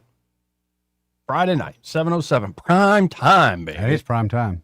Oh, that'll be fun to watch. Seriously, to see them make this trip back and go all around it. I know, in this day and age, there are a lot of folks thinking, oh, it's all fake. But now stop blackpilling.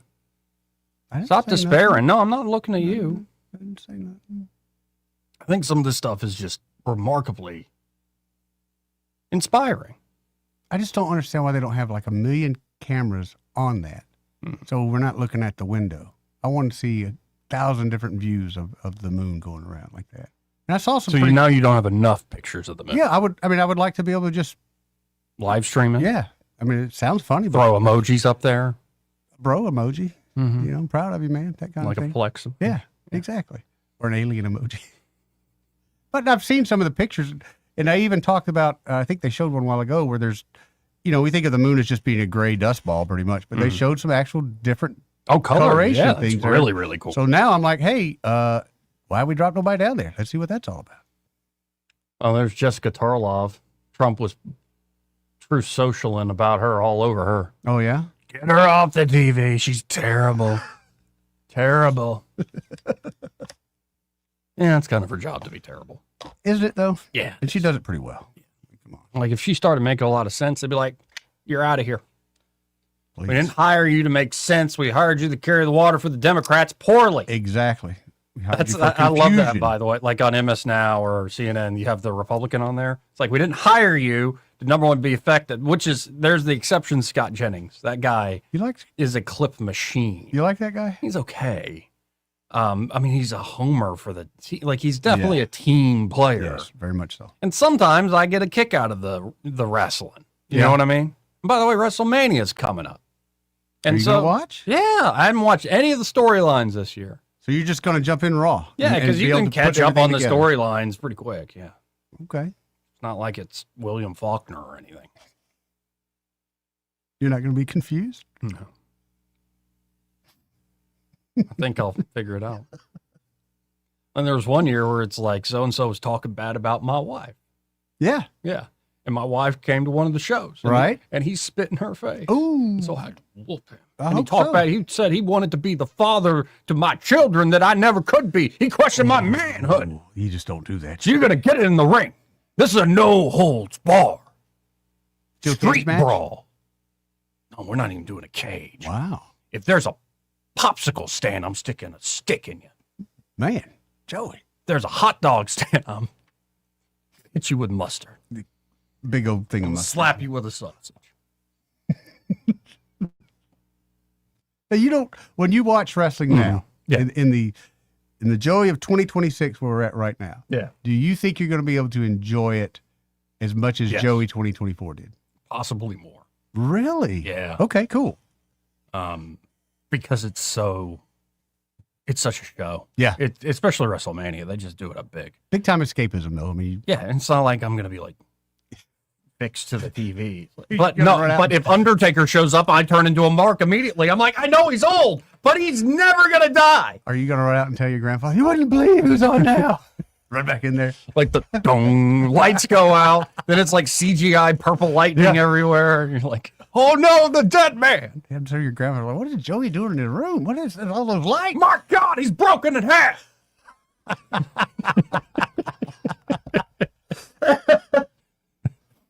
Right in the solar plexus. Yeah. No, that's cool. I'm glad you can still enjoy that. Because lately I have been We've just been hardcore serious, and especially even in my free time. And I've taken moments of like, let's not be serious tonight. Okay. And I find that, the silly, like charming stuff is, it's charming again. Yeah. It's not just escape slop I throw on the TV. It's now like, I can actually enjoy this. But because a lot of times when I do that, I quit paying attention to the TV. But if it's on and you can watch it and enjoy it, I admit I haven't watched Kill Tony in a second. I like Kill Tony. Still love Kill Tony. Yeah, I'll have to go back eventually. Like if James McCann shows back up, the Australian dude, I love that guy. That dude's nuts, man. I love that guy. They've got some pretty good new ones that kind of come around. You're talking about the little Chinese girl? I love her. Who does a Trump and all sorts she of does. stuff? She does a lot. It And seems then, like every week she's got new stuff. Timmy No Breaks? Love Timmy. Hilarious. No Breaks. I cannot get away from Timmy No Breaks. And then anytime Adam Ray's on. Okay, I think he's got another character. I saw a video last night. Last time I watched, he did Jeremy. Okay, maybe it was Jeremy, but I saw him in one last night. It took me to almost the end of the video. There's another one where it's like Ross. He's almost like a southern metrosexual. No, I haven't seen that one. One's hilarious. Yeah, it's pretty funny. It's almost like Paula Dean's son. Oh, remember that guy? Like he's a guy, but there's a few of those guys walking around here in Montgomery. Oh, yeah, there are a few. Where they got the Easter egg polo color shirts. And Are you saying I shouldn't be wearing my light blue polo shirt? It's not so much that's Easter more egg. like turquoise. Yeah. So. Yeah. It looks like you're going fishing. You look fine. Thank you. No, you don't look like Bruce, who knows the latest in what Lady Gaga's about to come out with. Lady Gaga? A lot of people thought she got into demons and stuff, but I actually saved her. I got Father Ripperger over there in anyway. Turned out she was possessed by Lilith, the lesbian. She is possessed, dude. Yeah. No, it's you got to pick your entertainment because there is something about Hollywood and the hardcore music industry that is just like I was saying the other day, straight up demonic. I'm like, and it's not even good. No, like, if you're gonna be demonic, at least be like, Devil Went Down to Georgia or something. Right, but it's not. And a lot of the new things that they're putting out there, the storylines are just old storylines. They just put somebody new in there, and really didn't bother changing up that much. I wish they'd bring back the Love Boat and Fantasy Island though. Yeah, yeah, those were my favorite. I never really. I've heard of both of them, but you never really watched them. You don't remember the little guy coming out? Oh of no, I Boston remember. Fighting? Okay, yeah, man, it was a great show. Who's the guy who played McCart? Oh, what's his name? He's in the movie Wrath of Khan. He plays Ricardo Montalban. Yeah, he's a great actor. Yeah, very good actor. Yeah. But those were two good shows, and you had a selection of characters that always kind of came through. You'd be a good guy on the Love Boat. I can see you working on the Love Boat. Doing what? Be like an Isaac. What did Isaac do? He's a bartender. Oh, yeah.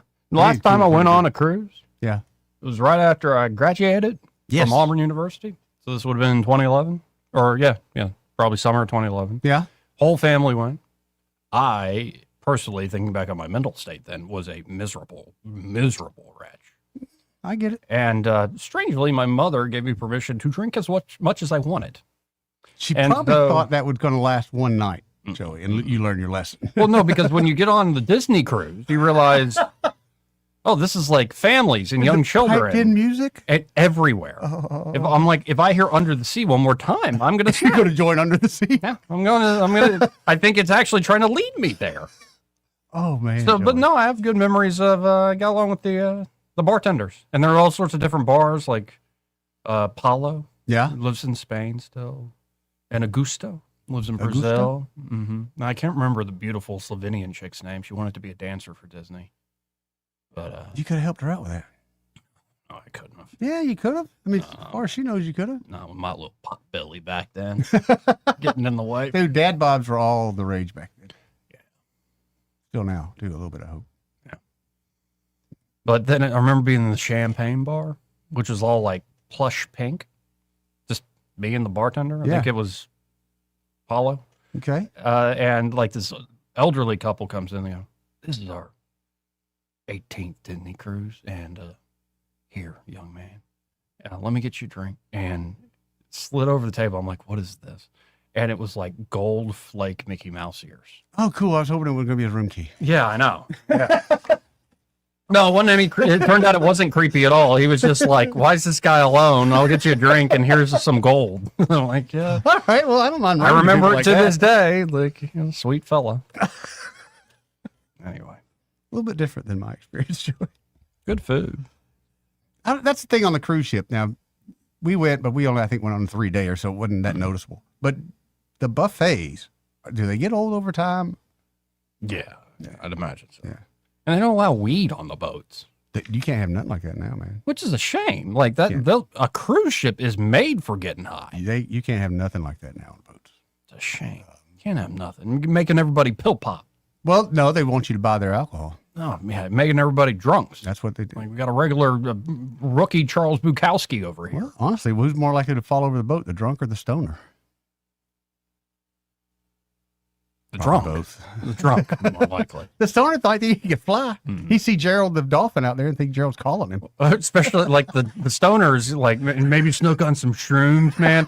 And then he hears the Disney music, like, I can show you the world. He's like, I'm going on a magic carpet ride. And that was the end of Pete. He may not know whether he's coming or going.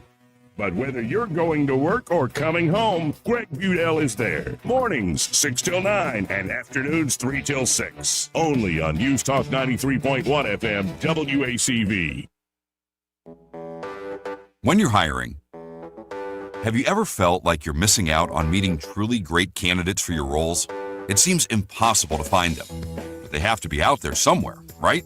Well, they're not hard to find when you know where to go, and that place is ZipRecruiter.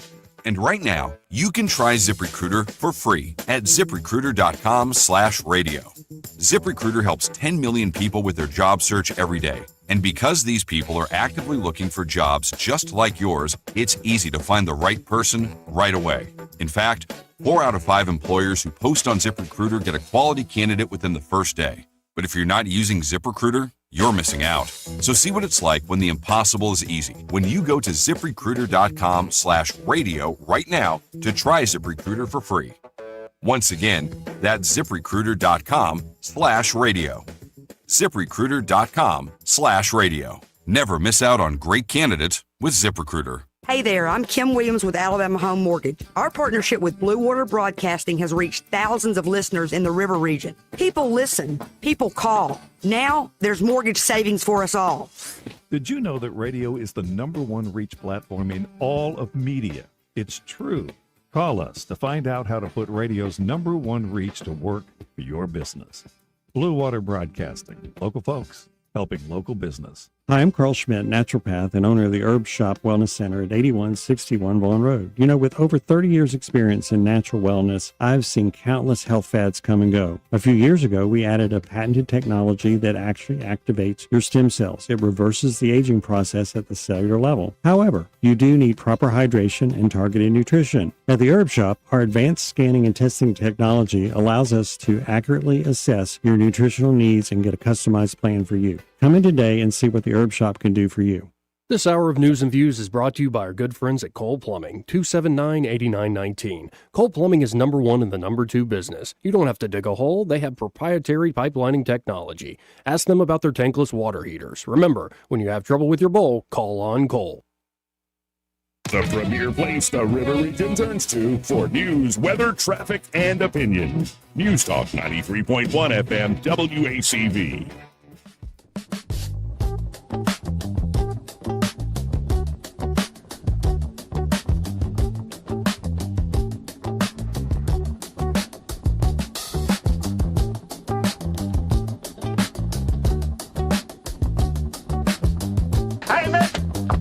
I don't mean to be telling tales out of school, but there's a fella in there who'll pay you $10 if you sing into his can. I'm not here to make a record, you dumb cracker. They broadcast me out on the radio. This is the Trump country. We live in the Southeast. We drink sweet tea. We don't drink socialist Kool-Aid. Joey Clark. I really feel like Trump should reach out to that fella. What is that guy? Korean, Chinese? Korean. But yeah, I think you should reach out to him. Big supporters. Especially like a guy who grew up in the Southeast. Like, we don't do that socialist crap. Love that he stood up and said, we don't do that. Anyway, let's go to Ray Bowles with Pryville Carpet. Hey, Ray, how you doing? What's happening, Ray? Hey, it's been a great day. I got some little baby chickens from the farm center today. Nice. I'm telling you, Emma Ruth called and said, Dad, I would like some chickens too, but you don't want to raise them because you don't want to have to buy all the stuff to raise them. Right. And then sailors want more chickens. We're going to end up with like 20 chickens. And you want to know who's a socialist? Chickens. Yeah. Oh, yeah. They're the biggest socialist things out there. All they do is beg you for food, run around begging, but they will give you an egg back here now. Well, you kind of got to fight them for it. I'm sorry, but Reagan was full of crap with that little red hen story. Yeah, exactly. Total full of crap with the little red hen story. Mm-hmm. But now, I tell you, if you're like me and you're a chicken person and you need carpet that can take chicken crap, I got it. Ooh, nice. I got chicken crap proof carpet. That's awesome. And if it'll take chicken crap, it'll take your crap too. So give us a call at 285-8117 and let's put in some really, really good carpet this week. Again, that's 285-8117, whether you're trying to stop the chicken crap or the dog crap or your own. Or your own crap. 285-8117. They got carpets that can handle it all, as well as all sorts of other floors. Just call them up. They'll come in, do free in-home measurement. You pick your product up, and they'll get it down. Just that simple. Just that simple, guys. Y'all have a great day. You too, Ray. See you, brother. Appreciate you, Ray. Did we learn anything today? Something we did learn, but I didn't get to put it out there. Yeah. You remember back when you were young, your mom said always wear clean underwear. You remember that? Did your mom ever tell I you don't that? think I ever had to be corrected in that manner. Well, they just gave you some direction. Well, that MSO officer that we picked up over in Iran. Yeah. One of the final ways he identified himself to his rescuers is he took off his underwear that was like an American flag, and he waved it to them. And that's how they knew for sure that was their man. God bless America. That was anybody. That's pretty awesome, actually. I thought so. Yeah, that's pretty great. So tomorrow night, we got the Moon people coming back. Oh, yeah. Tomorrow night, Splashdown. Got Splashdown at 7 o'clock, 7:07 our time. Maybe the ceasefire will hold. You got J.D. Vance leading up a team there on Saturday in Islamabad. Question. In Pakistan. How many times do you ever remember people on that side of the world being able to keep their word? Yeah. Oh. They call that negotiating. Yeah. But, we'll see how all that goes. I sure hope so. Yeah. I sure hope But so. we'll come up with something tomorrow because we got a whole other show for Friday. Oh, tomorrow is Friday. Tomorrow's Friday. This week's flying by, Wow, big Joe. boy. And you behaved better today. You didn't get all catty about other women. You didn't talk with your hands very much. It was very hard. I'll be very honest. I know I'm getting better. Very hard indeed. There were a few women I really wanted to point out some flaws. And you are looking tanned. What is your secret? The sun.